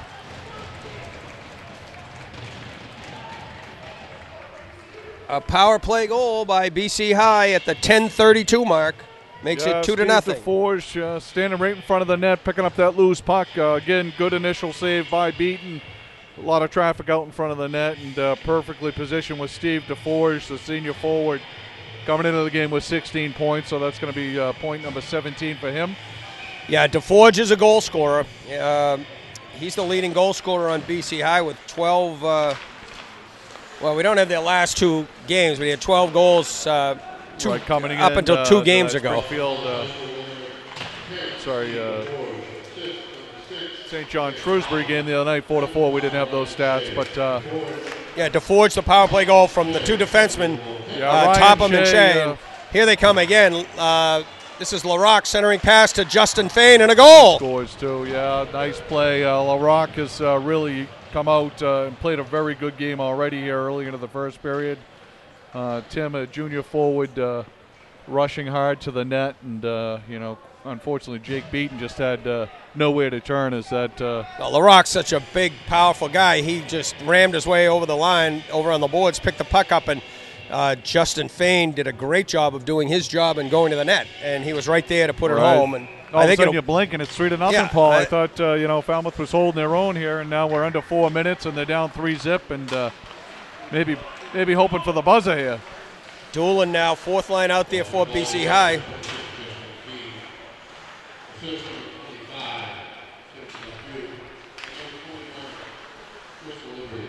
Liberty also picks up an assist there. So it's 3-0 BC High, and they're on the doorstep again. Nesbitt is knocked down at the post. The net comes off its mooring on the left side.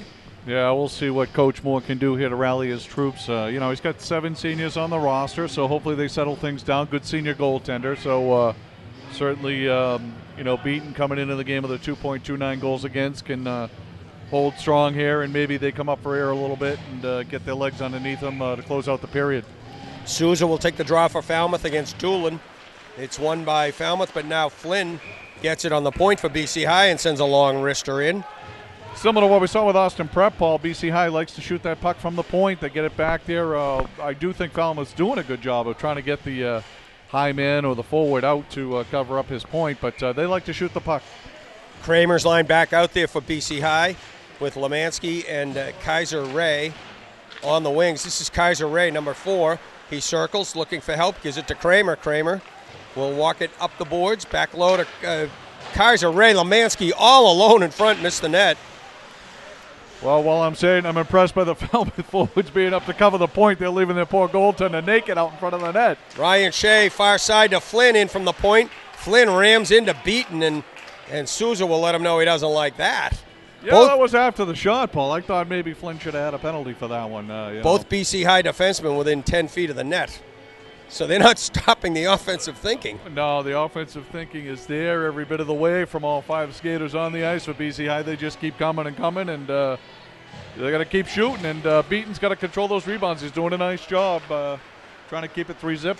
Arlen Moore, Nick Marston, and Sam Walker out here for Falmouth. This is Moore down the left side, dumps it behind the net.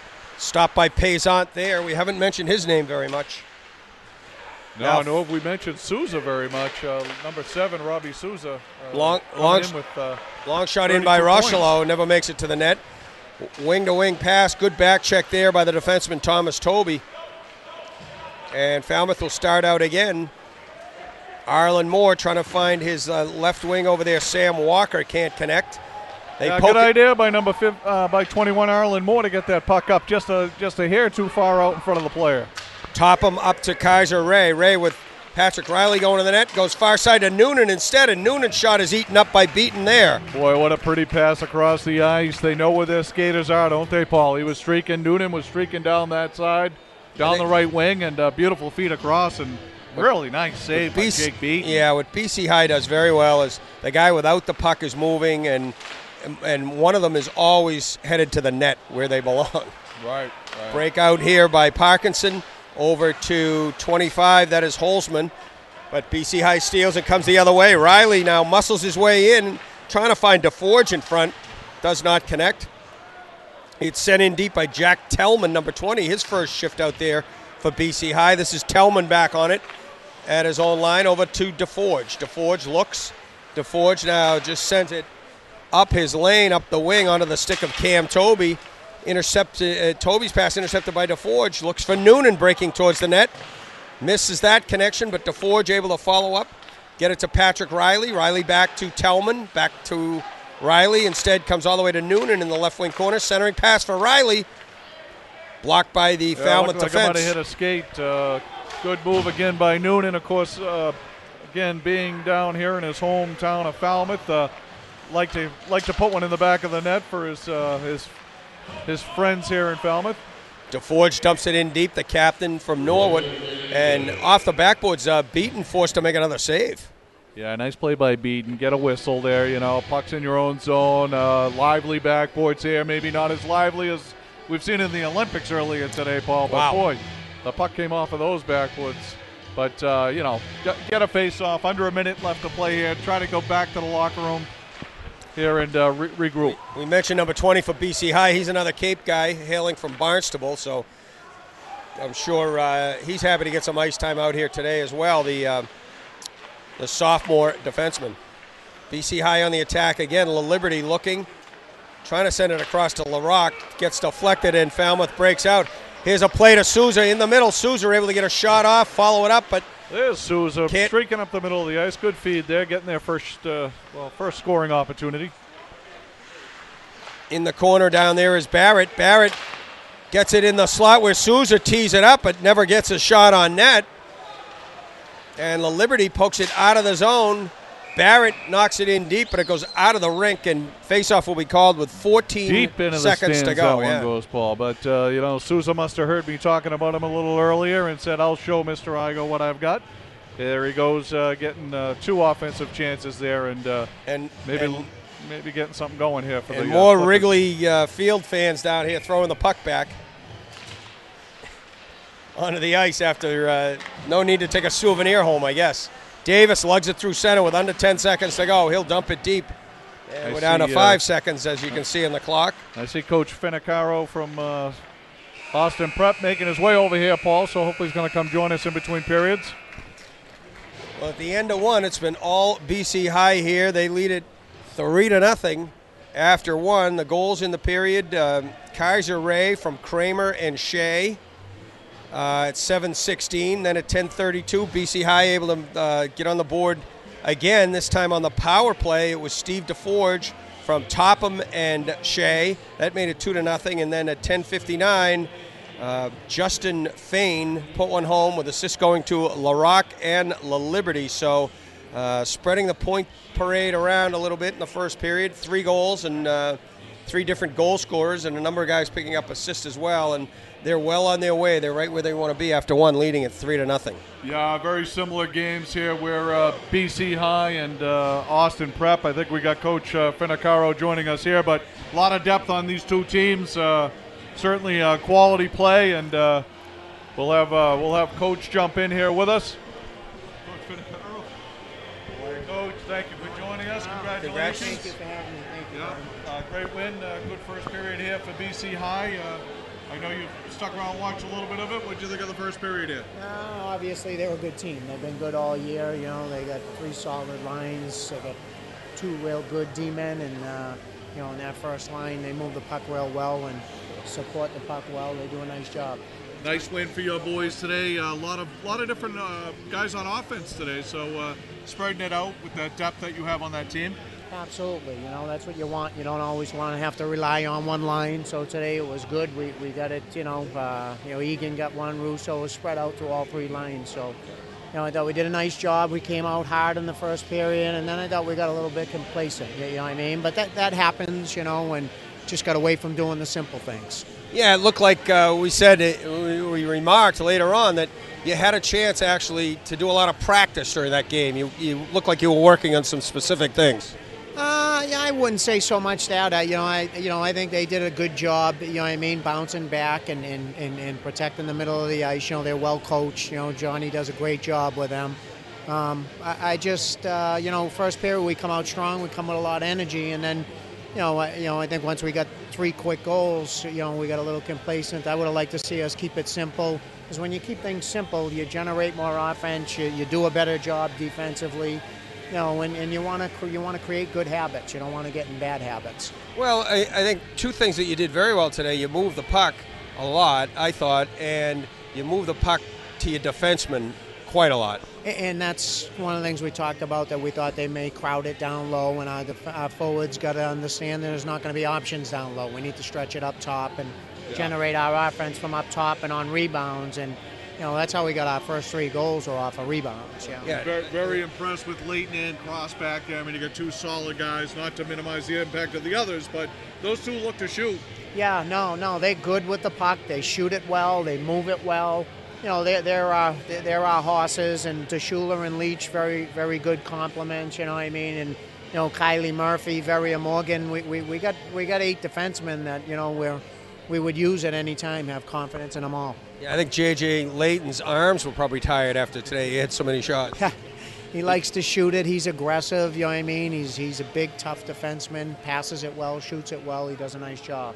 And I know you were very close to Buddy Ferrera. We got to speak a little bit pregame here about your history with Buddy and your history with some of the other legends like Coach Regan and things like that. You were explaining how Selection Saturday has more meaning to you than most. Yeah, absolutely. We were talking about, when I first started coming down here, actually, my boy was a baby. When me and Buddy used to leave here from Falmouth, the tournament, drive to Hingham, pick up Jared Regan, and then drive into the 1A meeting, every year during the Falmouth tournament. And to be with 2 legendary guys and class guys like that, and guys that when I was a player I looked up to as coaches, was always enjoyable for me. And to come and play in this tournament has been an honor. And once I first started coaching, Buddy was kind enough to invite me here because we had a relationship from when I was a player at Saugus High. And he's a legend in the game and well respected, and we couldn't be prouder to be in this tournament and the tournament being named after him. So it's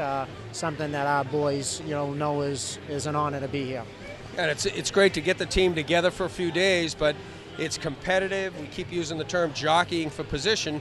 For some teams, you sort of know what tournament you're going to be in, and this is a great tune-up.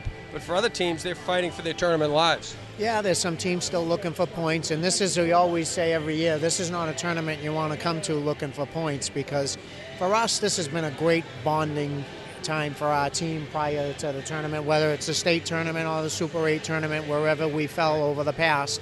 But our kids get to spend the weekend together. They come down here and they know this is such a prestigious tournament. I mean, I'd like to say it's the best high school hockey tournament besides the Super 8 that there is, in the state. So, Speaking of the Super 8, I mean, this was almost a launching pad for you guys last year. I mean, you kind of caught fire towards the end of the season, won this tournament last year, and made your way right to the Boston Garden, and certainly played MC tough. So I assume you're hoping to win it again this year. Well, that's our goal. Our goal is, to obviously to win our league, and then to make the tournament. And obviously the Super 8 tournament's everybody's goal. And, this is absolutely, we turned it around last year in this tournament, and that's our goal again this year, to do well here and let that roll into the Super 8 tournament. And without, trying to look ahead too much, but I do remember that BC High game last year was a classic game, just a wonderful early in the tournament game. But looking at the scoreboard now, maybe you match up with them on Monday. What do you think of that matchup?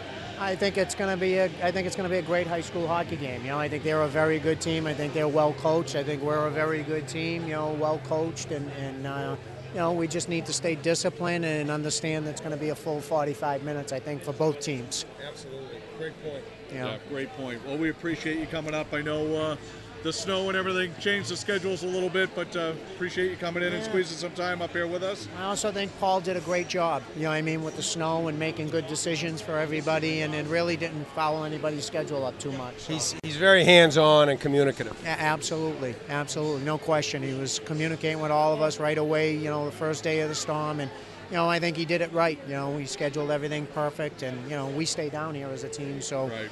We just, it was, how things worked out. It really wasn't much of a schedule change for us. So. Well, that's good. Well, we'll look forward to seeing you on Monday. Best of the luck the rest of the way, Coach. All right. Thank you for having me, guys. Thanks again for coming up. Appreciate it. Thanks for being with us, and good luck. Thank you very much. And I don't know if you did hear, but J.J. Layton was the player of the game, so we're kind of doing a player of the game as we go. I wasn't aware of that, so you can let him know, yeah. Good for him. He deserves it, as we said, it could have been one of 3 or 4 guys, but we thought all around he played a very strong game. Yes, and he does. Both night ends of the after ice. night. Yeah. Absolutely. Good. Well, thank all you right. for that. Thanks, Coach. All right, Okay, Coach. Take care. Rest of the game. Thank you. Thank you.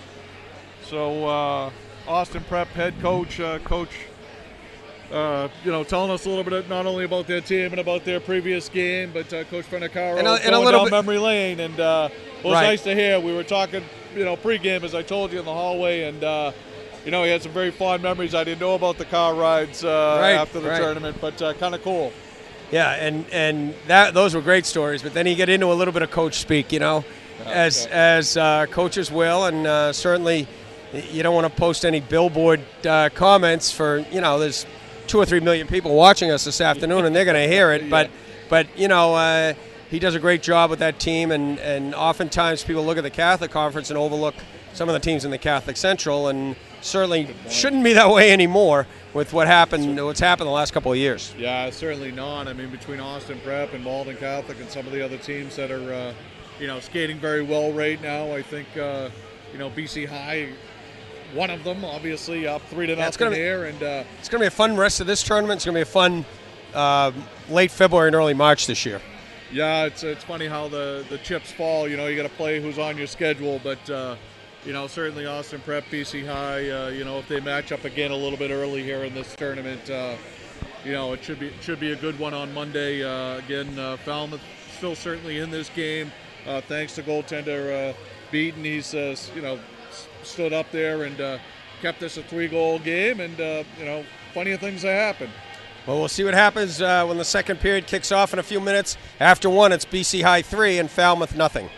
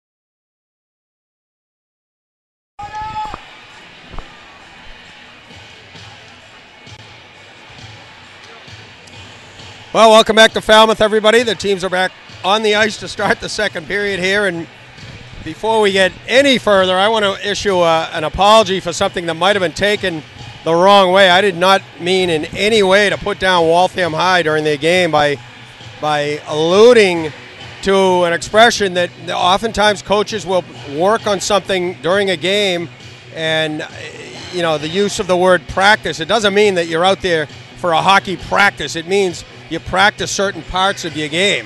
And the way some games go, some coaches do use parts of games to practice one aspect of their game or another. And there's no way I meant to put down Waltham in that or call it equate that to a scrimmage or anything like that at all. So we brought it up once during the play at the end of that game, Mark and I conversing, and then we brought it up to Coach Finicaro, and he didn't take it that way, I don't think, and he certainly would not look at it that way. And knowing Coach McGuire, I would never say that to a team coached by him or any team. So please get that on the record that was not the way I meant that comment at all.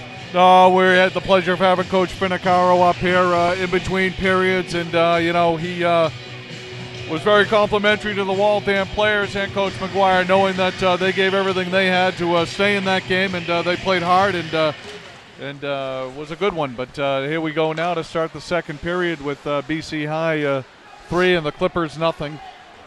But as Mark said, I'm happy to hear that there is feedback, and certainly if things get brought up during a game or during an interview, please let us know, and we'll have a conversation about it. But and as you said, Paul, when we've got 2 million viewers out there watching us, we're bound to strike a nerve with somebody along the way. But hey, certainly, I've known Coach McGuire for a number of years, and he does an awesome job. He's one of the best coaches around, and he knew things were starting off on the right foot when he called a timeout 4 minutes into the game, and a lot of the aspects of his game turned around after that. He's a heck of a good coach. So yeah, and strong goaltending there, as we talked about Seamus Egan, the junior, and Brendan Devlin, the sophomore goalie. So certainly a good foundation in place for Coach McGuire and his Waltham Hawks as they advance or move forward here in the tournament down in Falmouth.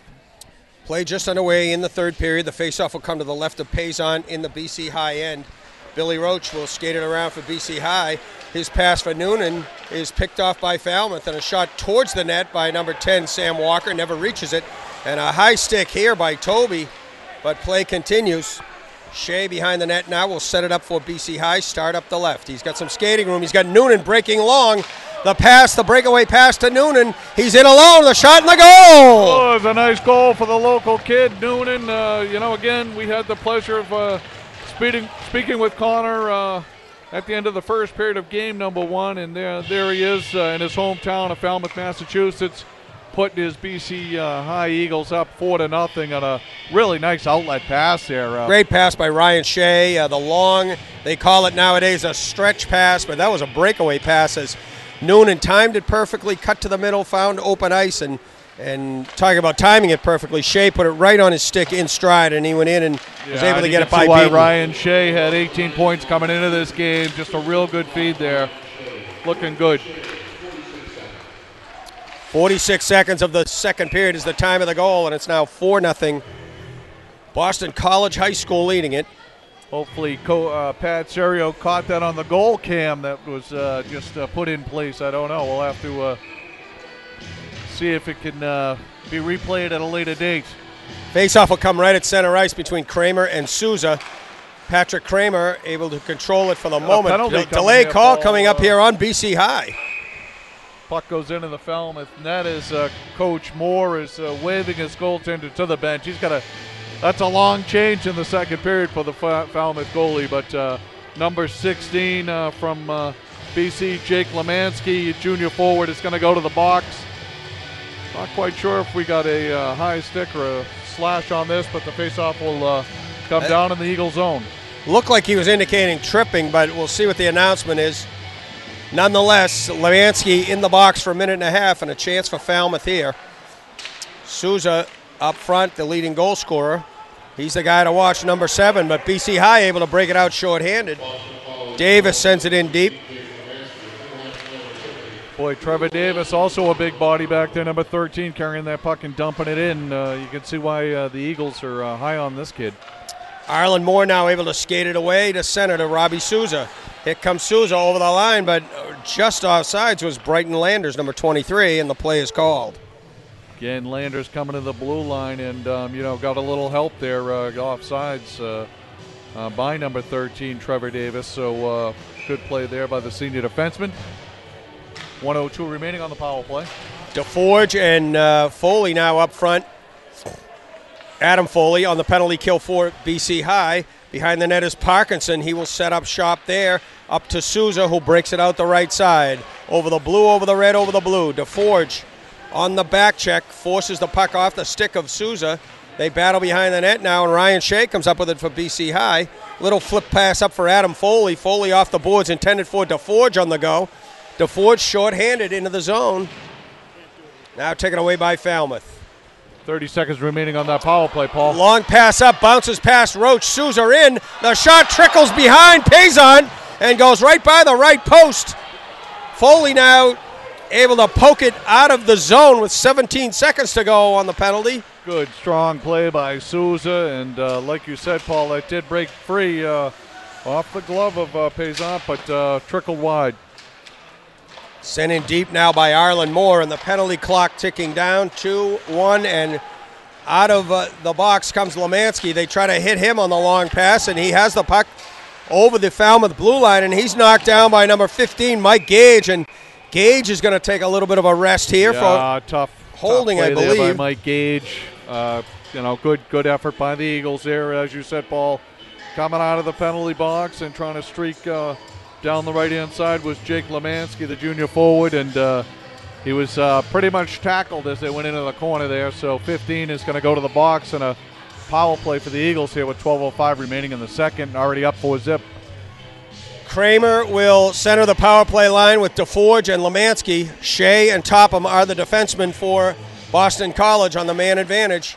Face-off control by the Eagles. Topham over to Shea. Shea walks to the middle. Down the right side to Kramer. Kramer near the dot.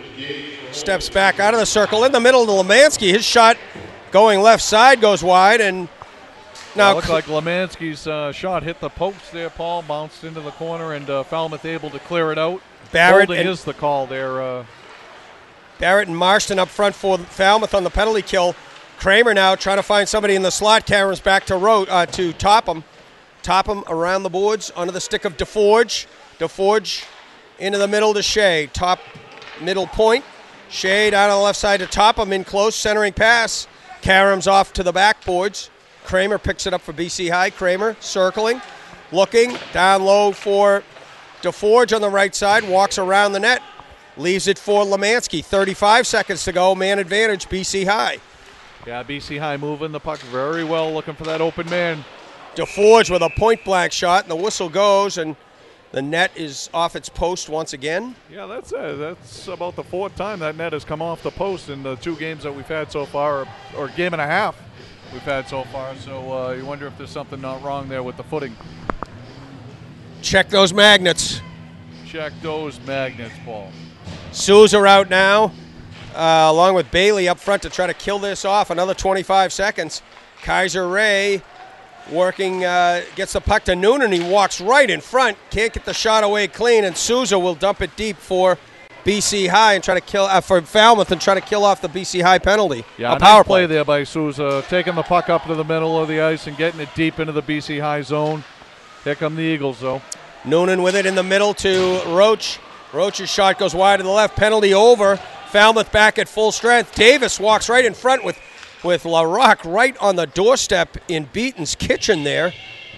Not sure if he got a stick on it or not. I don't know, but LaRocque is a big body. My goodness, he's a big kid, only a junior, and I don't know what they're feeding him, but I don't know how Beaton could see that puck. Fourth line out there for BC High. Doolin in the middle. They can't get it back to the point to Flynn, and now Flynn with it at center ice. He's run into by Barrett. Puck jumps loose to Nesbitt for BC High. Nisbet, rather. And now sending it in deep is Barrett. Peckrell back there to play it. Sends it around the boards for Aiden Foley. Aiden Foley run into by Barrett. Yeah, good hustle there by Barrett, number 11 for Falmouth. Aiden Foley keeps it in the zone for BC High, takes another hit from Barrett. Now Barrett can't get it out of the zone. It's knocked in deep again by BC High. Cam Toby trying to send it around the other side. And now on it is Doolin behind the net. Doolin fights there with Toby. It's stolen by Nisbet. Nisbet to Aiden Foley, swing and a miss. Peckrell sends it around the boards, and it caroms all the way back to Flynn on the right point for BC High. He'll send it in deep. Nisbet circling. Nisbet with it. Number 12 into the middle. A turnaround attempt. Can't get full stick on it. Aiden Foley's shot never makes it to the net, and it's bounced out by Parkinson to center ice. Boy, Falmouth is going to need a line change. As I said earlier, Paul, they got to go all the way down to the other end to change up these lines. And more over to Barrett, who has been out there a long time, as you say. And now Alec Flynn will skate it out for BC High. Looking to hit La Liberty on the breakaway pass. La Liberty catches up to it now. LaRock right down the slot. The long reach. Centering pass by LaRock. And sent over by Duffy. Back to Topham. Off the stick of Fain. Over to Duffy in the middle. Intercepted by Big Toby. That's Thomas Toby, who gets it up to Holzman. Holzman can't get by Topham, but he does get the puck deep. Yeah, again, Tim LaRock playing very well. And there he is again. Good hands on him, too, for such a big fella. LaRock all alone now finds La Liberty trailing a play. Saved by Beaton. Good support by Duffy down low off the point to send it in deep again, and finally knocked around the boards by Bluestein. They can't get it out on the left wing side, and DeForge hops right on it for BC High. Steve DeForge, in the middle looking for Justin Fain. Knocked away by the Falmouth defense. Coach Flaherty calling for the line change, and LaRock skating right by him. So, there's a fine. Off the ice. Here comes DeForge. DeForge, the long wrister, Beaton, catches it right under his arm and hangs on. Whistle will come to his face-off will come to his right. Off that whistle with 7:57 to go, as you see, and BC leading at 4-0. Yeah, real good shift there for that BC High lane. They moved the puck along well, and both Jake Beaton had to come up big a couple of times with that line looping around and getting off 3 or 4 shots during that shift. Falmouth trouble clearing. Noonan with it, centering pass. Intercepted by the Falmouth defense. Comes back to Davis, who sends it over to Shea. Back to Davis. Davis out on the left wing for DeForge. Hops off his stick. And Falmouth takes over possession. Cam Toby now. His pass is intercepted by Pat Riley. Falmouth able to get it out, and here comes Souza down the middle. Robbie Souza leaves it on the drop pass for Landers. Nice back check there by number 7, Patrick Riley, as well as his fellow line mate, number 9, Connor Noonan. Noonan's trying to escape on the home run pass again, but this is Shea with ice. Shea on the move, into the slot. Left side, a shot by Noonan, and a save by Beaton. Nice speed across by Shea, and Beaton moving right over to make that save. Billy Roach now walks to the middle, long wrister in, saved by Beaton once again, and the shots are piling up for BC High. Yeah, Beaton's getting Jake's getting a workout here. This isn't new to him. He saw a lot of shots, as I told you last year in the tournament down here, but certainly holding his own and keeping this a game 4-0. And BC High doing its best to set up Falmouth native Connor Noonan. He's had a lot of shots. He's got a goal in the game, and he's very active.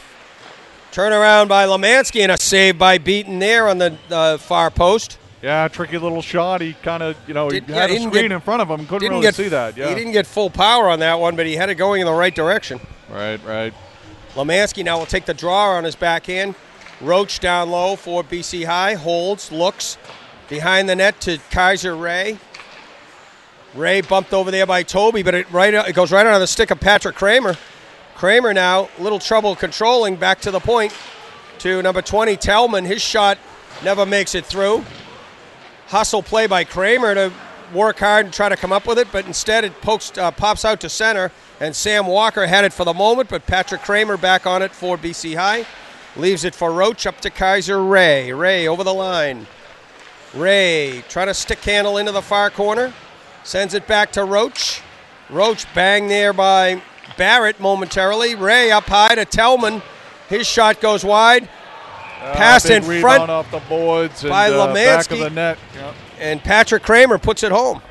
So Kramer with the goal, and again, not much Beaton could do with that one. The puck came bouncing off the back wall there, and right on a Kramer stick, who finds the back of the net to put the Eagles up 5-0 with 6 remaining in the second period. It should go to Kramer from Lemansky and Tellman, who sent that original shot in. We'll see how they announce it, but at the 9-minute mark, it makes it 5-0. 9 minutes of the second period, and that was all BC High on a flurry there. Yeah, this has been their big line all night. Kramer got 2 points already. What a save by Beaton. Save by Beaton there.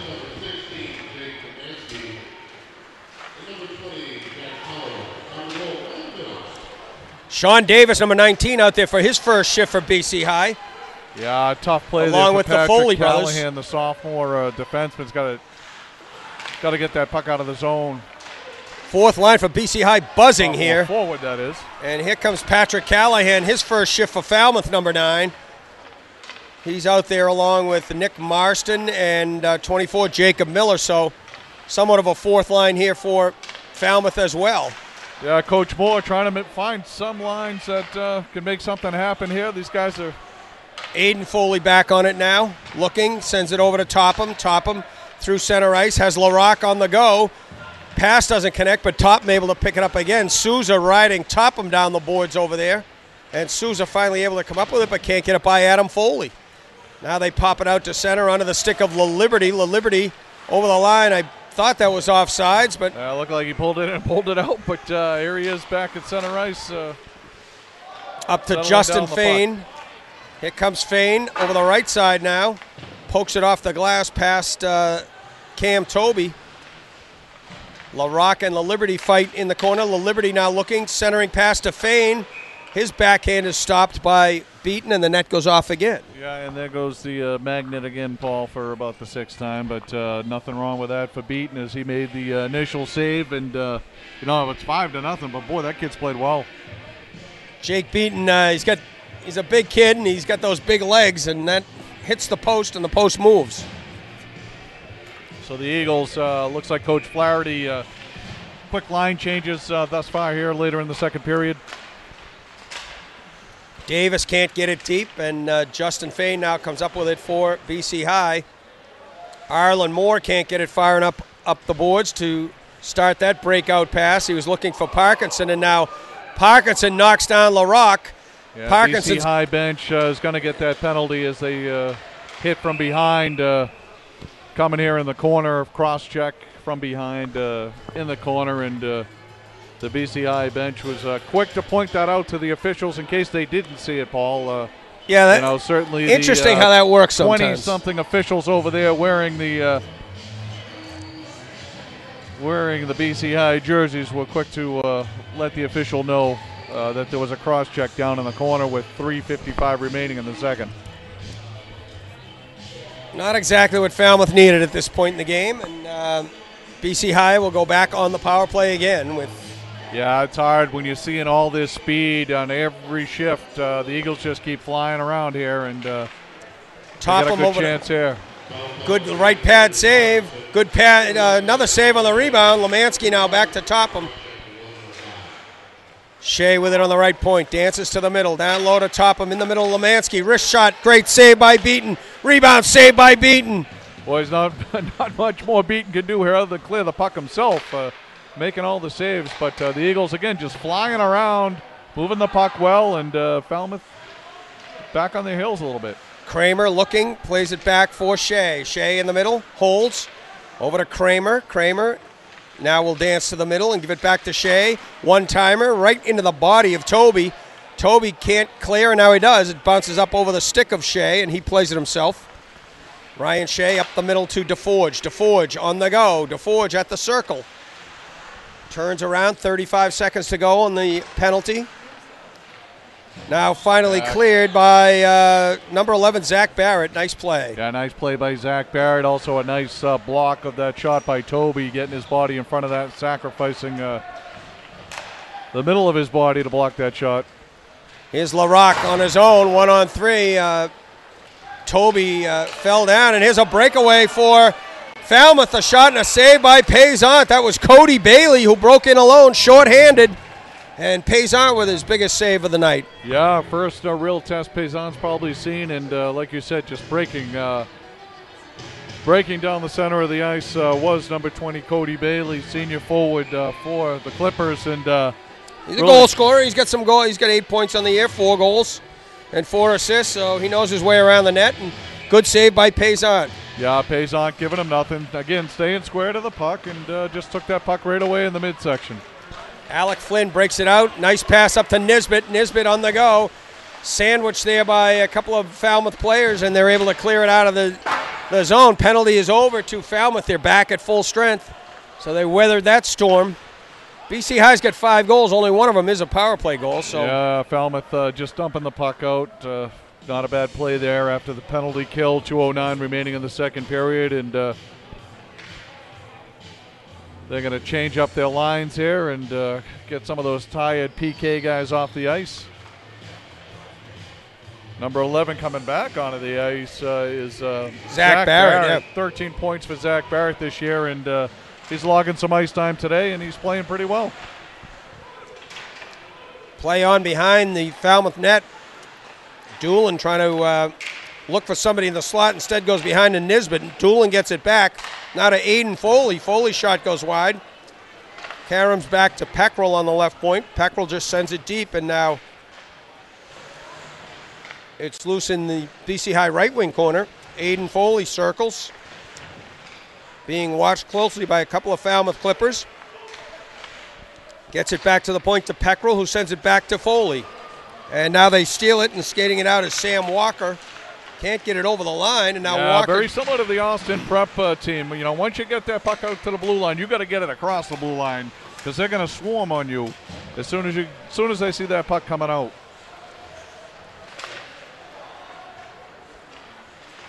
Falmouth trying to clear. They bounce it off the boards up for Walker, but instead Peckrell plays it for BC High.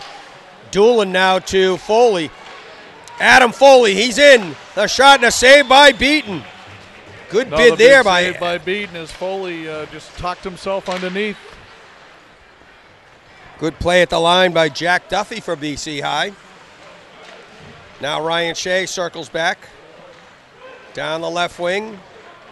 Still in control. Shea in the middle looking for LaRocque. Bounces over his stick. LaRocque picks it up and finds Adam Foley open on the far side. Can't control. There's LaRocque standing all by himself in front of the net, Paul. As you said, those Eagles know where to go. They find the openings, and generally it's right in front of the net. They keep moving. Foley lays it back for Sean Davis. Sean Davis, the wrister goes over Beaton's head, and LaRocque first on it there. Under 20 seconds to go in the period, and it bounces by Shea and out of the zone. He has to retreat. Ryan Shea, one last rush here for the Eagles. Yeah, they got Falmouth caught in a line change here, Paul, and the Eagles got 4 deep. 5 seconds, LaRocque will have to shoot it.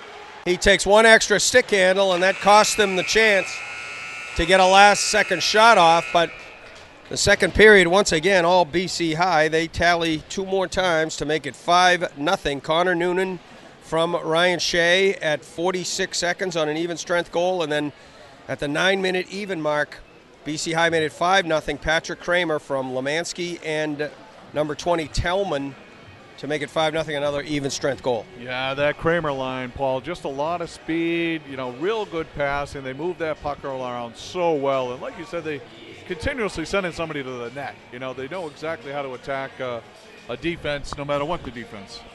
Yeah, if you don't have the puck, your feet better be moving, and you better be headed to the net, and the puck's eventually going to end up there if the other guys are doing their job right. Yeah, Coach Flaherty's going to be happy with what he's seen. No let up at all from his Eagles today, and again, you don't want to look too far ahead, but they're going to come back and play tomorrow. Yeah, they got to play tomorrow, and Austin Prep is waiting for them if they can finish this one off. Again, it's a 3-period game. There's no practice out here. You got to play the game. Exactly, 3 periods, 1 more period to go here, but it does look like we're probably may end up going to see BC High and Falmouth. BC High and Austin Prep. Great game last year between those 2 teams, and again, talking to Coach, you know, in between periods, that did catapult them towards the Garden last year. I mean, they got hot towards the end of the year, but they rode the wave of this tournament right to the Boston Garden last year. Could be a great holiday matinee take for you guys watching online. That's right, and especially for all those folks that want to head down to Sullivan Tire to get their President's Day specials there at Sullivan Tire. Thanks again to Sullivan Tire and RB Hockey Schools. Rob Barletta and his team down at the Iorio Arena. Big supporters of MassHighSchoolHockey.com as well as the MIAA tournament. Again, selection meeting next Saturday for the Super 8. And as we mentioned, a holiday tomorrow and school vacation week. It's a great time to spend some time online at RB Hockey, Barletta Hockey, and see what programs are there in terms of finishing up the regular season and spring and summer programs as well. Great opportunities to improve your game.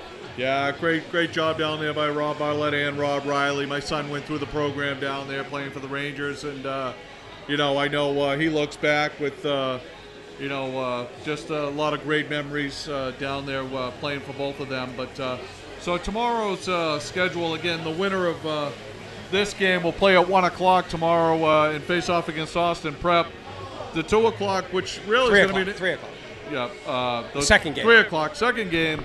Very interesting game. Arlington Catholic and Archie's coming off losses yesterday.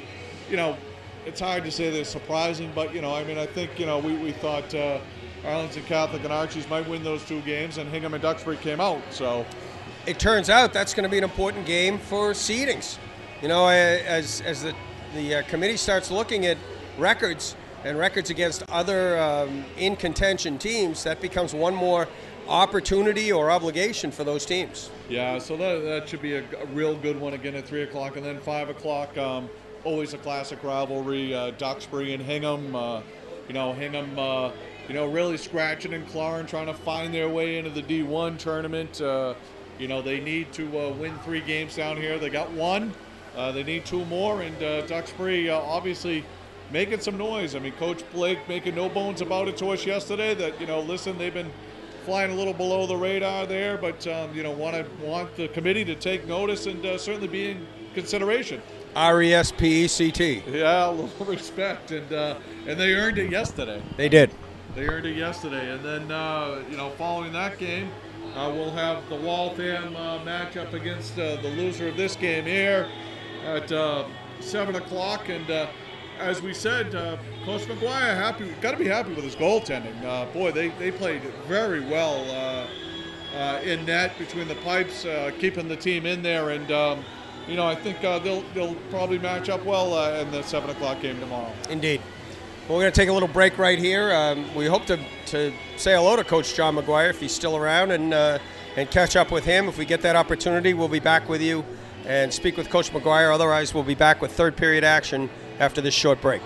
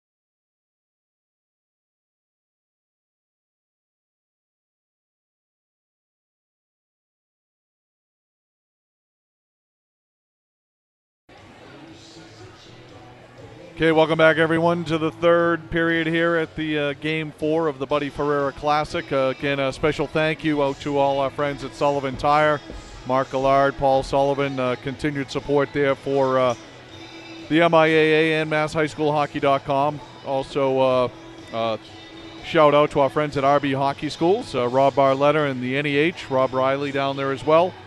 Again, continued support from them throughout the years with MassHighSchoolHockey.com and the MIA tournament, and certainly a lot of former Barletta players playing right here in the Falmouth tournament. Also want to give a shout out to Coach Rich Feely as his Agawam Brownies went on to beat Westfield today, and as they advance to a new record of 12-2-3, so a good win there for the Agawam Brownies, our friends out there in Western Mass, and a big win over their crosstown or uptown rival there, Westfield. Paul McNamara jumping back in here. Paul, Good to hear that news about Agawam. Yeah, always good to see Agawam. You know, they've done well over the years, and always big supporters of the MassHighSchoolHockey.com. They're always plugging us when I see them. Usually see them out at the Worcester Centrum anyway, once or twice, and you know, a couple of other scores in with Needham topping Newton North 2-1. Martha's Vineyards getting to a 4-4 tie with Dennis Yarmouth. And I know, Paul, you were asking about the Westfield-Linfield game. Westwood, I think. Westwood, Linfield, and Westwood went on to win that game 4-1. Yeah, it's been a rebuilding year again for Linfield. They just they're playing some teams tough. They're just having trouble scoring and not scoring a lot of goals, and that's cost them in the record. Yeah, and of course, our first game earlier today, if you missed it, Austin Prep went on to beat Waltham 5-1 to move into the winners bracket on Monday, and they will face the winner of this game that we have coming to you here for the third period. BC High comfortably ahead 5-0, which would be a rematch of last year's second round game between the Prep, Austin Prep, and BC High. So certainly a whole period of hockey to play here, and Jake Beaton has done everything in his power, Paul, to keep the Falmouth Clippers in this thing. You know, it's hard to pick out the best player on a team trailing 5-0 and say it's the goaltender, but this kid has been phenomenal today. Yeah, 5 have gotten by him, but there are 5 or more that could have gotten by him as well. More than 5. Yeah, I mean, 29 shots on goal, but all 29 were quality shots too. You know, I mean, a lot of times you'll look up and say, "Well, those were inflated shots." Not these 29. I mean, there's not a bunny among them. I'll tell you. Not a bunny amongst them. No, and he'll have to be strong again here in the third period to hope that keep the Clippers in this thing. Face-off between Riley and Arlen Moore, controlled by BC High, into the Falmouth end. Centering pass by DeForge. Goes all the way off the far boards. Billy Roach will send it down deep. DeForge picks it up there, circles over to Ryan Shea, wide open at the left point. Trying to find Noonan cutting through the slot for a redirect. Goes wide. Roach to Shea, back to Roach. A $200 one-timer right there for Steve DeForge as his Kevlar broken as too. His parents cringe. He had that wooden stick, Paul. Yeah, the old wooden lumber wouldn't have broken like that, eh? That's right. Nothing like a good Christian. Here comes Patrick Kramer on the go. Loses the puck but catches up first as he wrestles with big Thomas Toby there. Yeah, Lemansky now. Heavyweight matchup there in the corner. A couple of Kramer big boys. now looking the other way. It's a look-away shot that Beaton is now into the 30s in terms of saves. In terms of shots, anyway. BC High's in the 30s and climbing. Now he's going to get to the 30s as he makes another save. Another one off the stick of Sam Topham from the left point. And yeah, Beaton's going to sleep well tonight, Paul. wow. He'll rest well. The Eagles just keep coming again. We spoke to Coach Flaherty earlier about their depth, and you know, they're showing it. Souza, Landry, Landers, and Bailey out there now up front for Falmouth. Lemansky's shot never makes it to the net. On it quickly is Rochelo trying to clear. Can't do so as Big Sam Topham keeps it in. And now Cam Toby, number 5, trying to get it out of the zone. Finally comes onto the stick of Souza and poked by 23, Brighton Landers. Deeper into the play BC by High Landers end, to control that bouncing puck and almost made something happen there in the offensive zone. Lemansky 1-on-4, finally joined on the rush by Kaiser Ray, but Falmouth controls, but can't control it enough to get it out of their own zone. You know Flynn things now. aren't going well when the puck comes out to Cody Bailey right there, and all of a sudden it bounces right before it gets to his stick.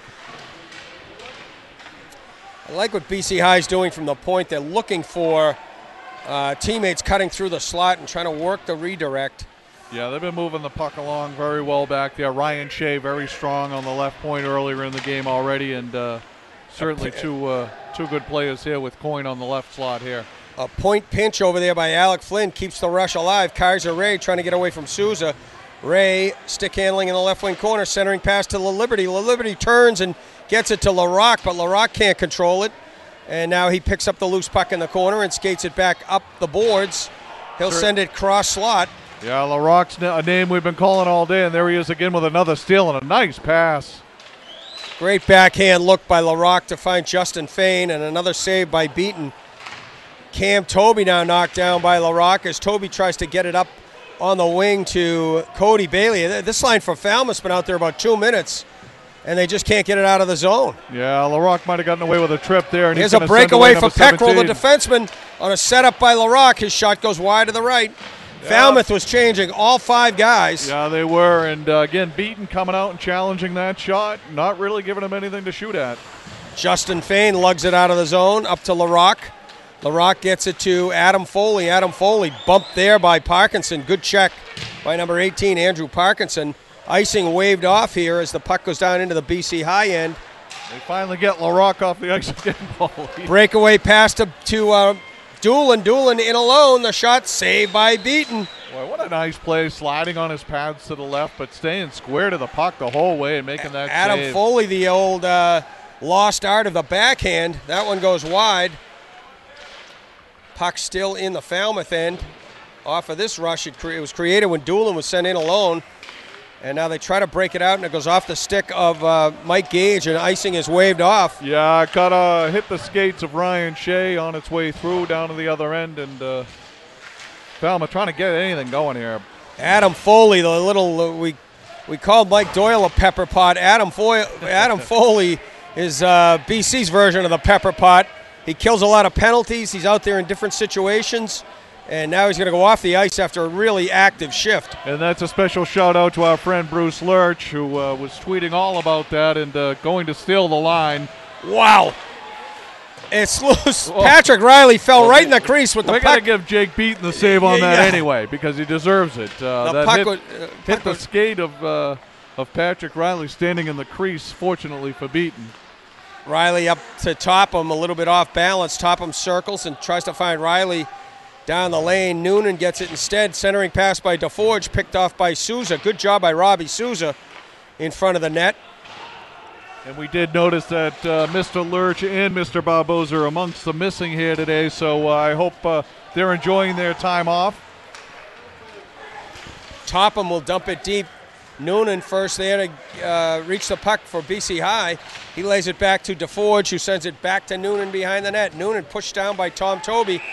DeForge with a wrister. Yeah, nice hand pass from the back of the net, Paul. Boy, he fed that nicely with the right glove right onto his stick. Include that little tidbit of information. So happy President's Day again to Bruce Lurch and Scott Barboza, who President's Day unlike Pat Serio, don't work 24/7. We're going to throw Pat under the bus right now. But again, SerioVideo.com to get your DVDs and to watch all the Falmouth tournament action. And I know Pat was very excited about the Agawam score there, as that was a makeup game from the game he showed up to the rink in 3 feet of snow and nobody else was there.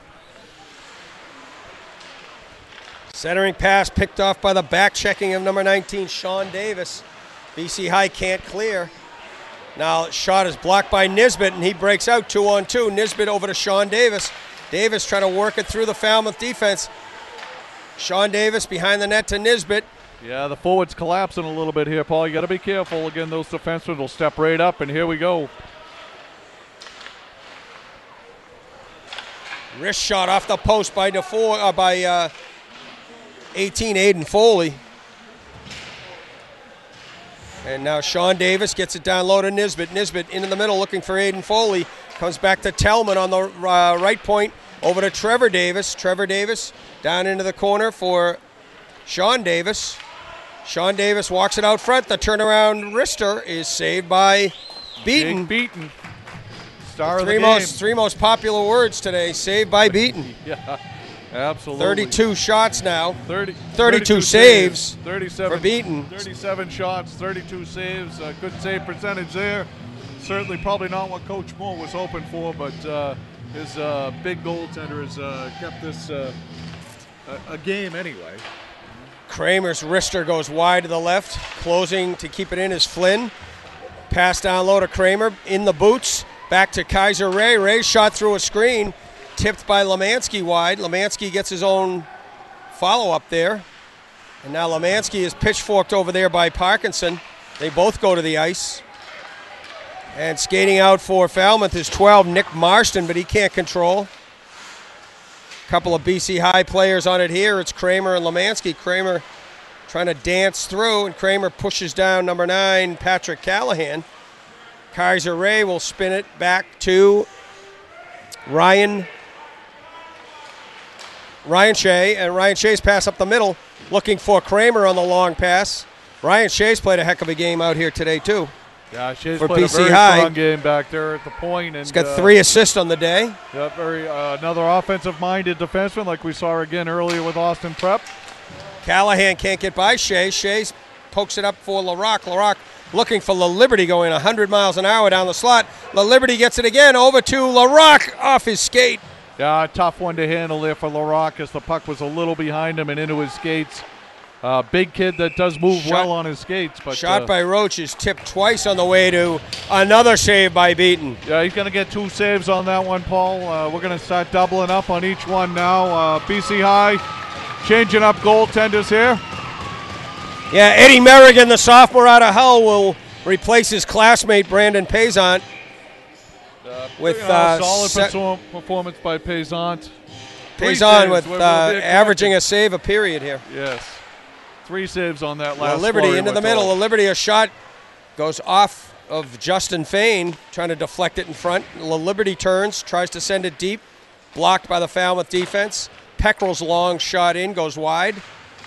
Doolin and Big Tom Toby run into each other over there.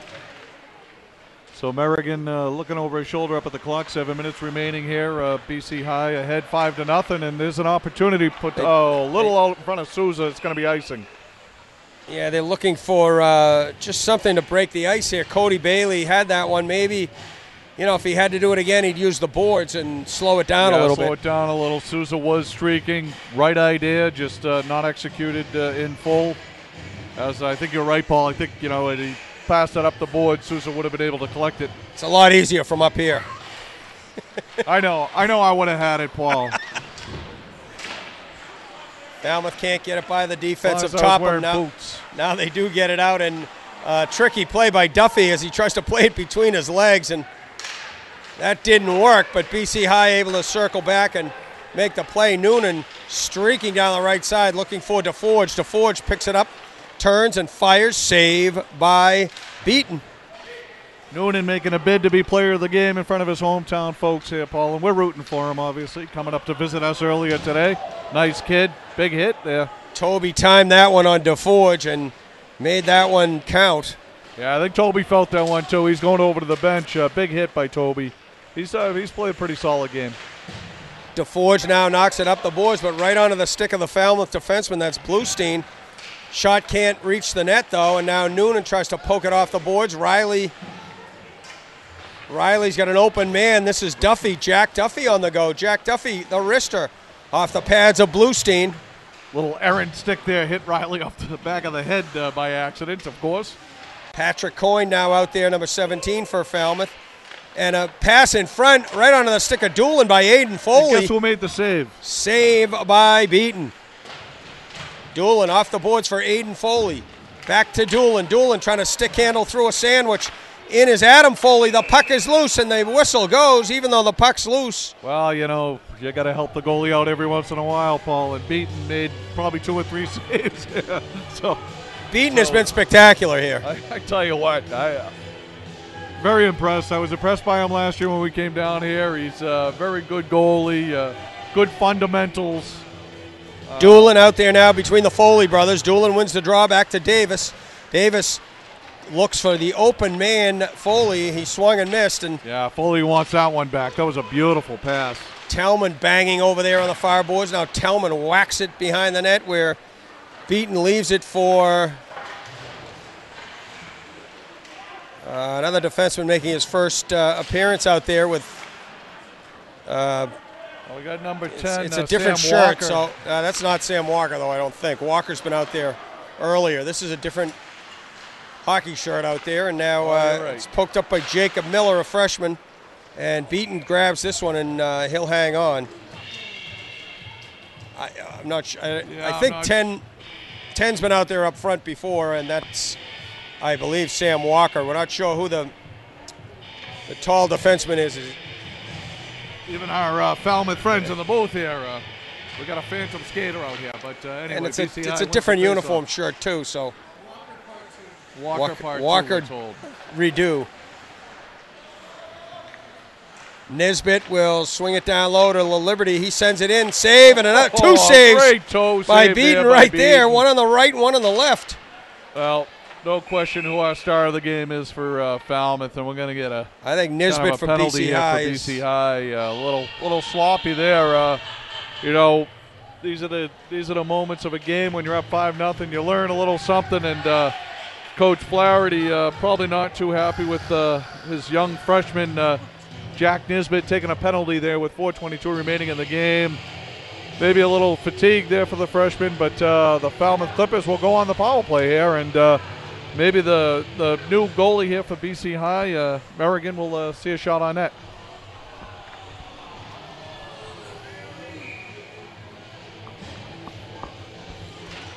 Face off to the right of goaltender Merrigan. Shea puts it off the glass, looking for the Liberty on the breakout. Comes back to the point men for Falmouth on the power play. They look for Souza up the middle. That was Toby with the outlet pass. The moaning and groaning behind us, Paul, was freshman Patrick Coyne was coming onto the ice, and here he comes now, I think. They had pulled him back to the bench, but he's going to come out here, I think, and make his first appearance of the game.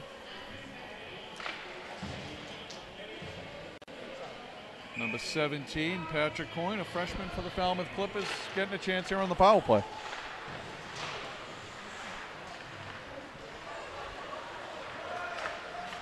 They send it up looking for Arlen Moore.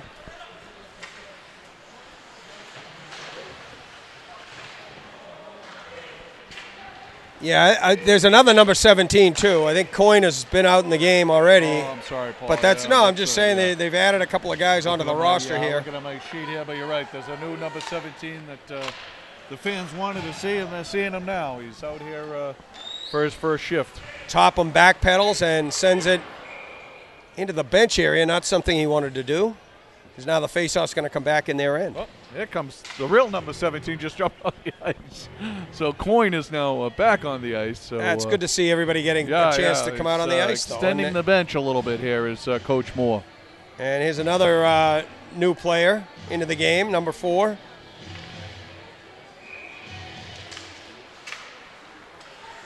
Davis turns. Trevor Davis leaves it behind the net for Shea. I think that's Ryan Shea. Now they send it out. Justin Fain able to redirect it there. It's Sam Topham on that far point now. 6, not 5. Topham 17 seconds remaining on the power play here. See if the Clippers can get something going. Delayed offsides on the power play, so 10 seconds remaining, and we're going to face off outside the BC High zone.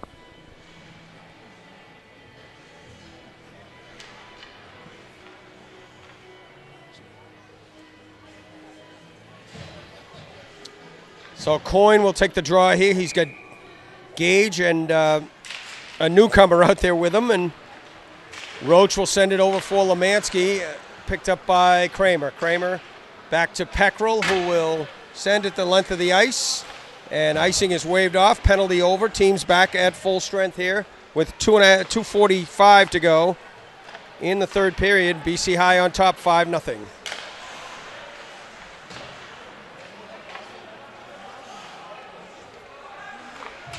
Puck behind the net. Kramer lays it out for Kaiser Ray. The shot goes wide, and Karam's out to center. Peckrell will send it deep for BC High, and they'll clear the zone. Bounces it off the backboards for Rocheleau. Rocheleau up the middle to Coyne. On the left side, they look back to, pass comes back to Gage, who will send it in deep. Just under 2 minutes remaining now, Paul, in the game here as the Eagles hold the 5-0 advantage, and looks like a wholesale shift coming here for the Clippers. Peckrell bounces it off the backboards there.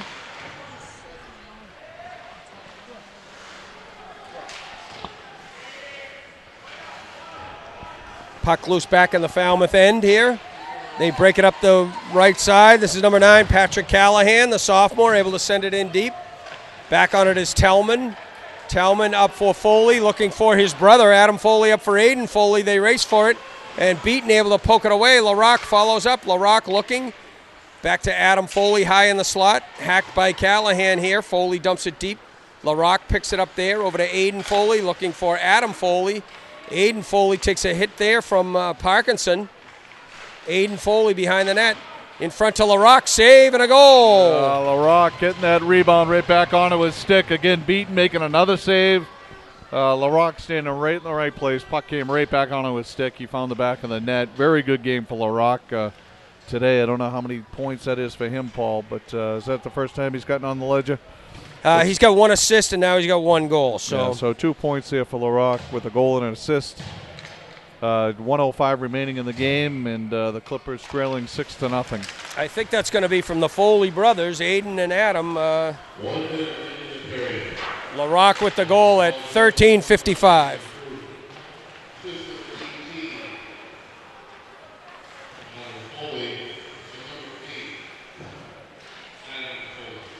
So LaRock from the Foley brothers, and now Doolin dangling. Doolin back to Flynn, long shot in, saved by Beaton. There's no question who the Falmouth player of the game is. Flynn, wrist shot, slap shot rather, goes wide. Beaton now out of his net. Beaton playing the puck behind the net. He could go down and try to score a goal maybe. He's done it all today. Doolin sends it into the slot, picked off by the Falmouth defense and skated away. 25, Jason Holzman there, and now it's into the left of Beaton. He'll play it around the boards. Doolin picks it up for BC High, back to Flynn on the point. Flynn down low in the corner as the clock runs down onto the stick of Sean Davis, but the buzzer goes, and this one is over. The final is BC High 6 and Falmouth nothing. A phenomenal performance by Jake Beaton to keep it at 6-0. The only goal in the third period came very late, 13:55. Tim LaRock from Aiden Foley and Adam Foley. That made it 6-0. Yeah, Paul, again, you look up at the scoreboard 6-0, but Jake Beaton certainly holding his head high. Certainly, as we said, going to sleep well tonight. Did a fine job in between the pipes for Falmouth, and I think our star of the game for BC High, a lot of players, a lot of offense, but Ryan Shea, number 5 defenseman, 3 points in this one with 3 assists, and a good game for him. So, again, BC High 5 and Falmouth nothing, and we'll move on to the second round tomorrow. Yeah, a good performance for BC High. They were as they say, hitting on all cylinders, and this year they're just too much talent-wise and depth-wise for Falmouth, at least on this day. Yeah, I mean, BC High now moves to 13-1-4. We could debate whether they're number 1 or number 2 or whatever, but we know come next Saturday when the MIAA selection committee meets, they're going to be a top 2 team, and certainly going to have their hands full maybe tomorrow. Well, tomorrow should be a good game. No question, Austin Prep looked very strong today, and BC High looked strong as well. And these two teams haven't met this year, but they're probably looking forward to it, and it's a great test for each one. Yeah, they saw each other here last year, same round, and Austin Prep pulling a little bit of an upset at that time, and so I think BC High is probably going to have a little chip on their shoulder. We did talk to the two younger players. They're both juniors, but they took note of that game from last year and look forward to the rematch with Austin Prep, I'm sure. No question. Both teams are well-staffed in goal, great sets of defensemen, and they're deep up front, and they're each very well coached. So really looking forward to that 1 o'clock face-off tomorrow. Yeah, it should be a good one. And again, we're going to have all 4 games for you tomorrow on MassHighSchoolHockey.com. Again, thanks to Serio Video and Pat Serio behind the camera here. And big thank you out to our sponsors, Sullivan Tire and RB Hockey Schools. Again, big supporters of the MIAA as well as our MassHighSchoolHockey.com broadcast here. And there's still spots available to be part of our sponsorship partners group. And just get in touch at info@masshshockey.com. Yeah, absolutely, Paul. You're right on. In the MIA program, we'll be putting that to bed come Friday. So anybody that's interested in advertising in the MIA program can also reach out to us. There's still some space available, not much, but there's still room for a few more advertisers there. And as you saw across your screen during the game, there is a big green button up on that homepage for donations. I know you look at the website and you see some advertisers on the website, but believe me, that does not cover all our costs. Far from it.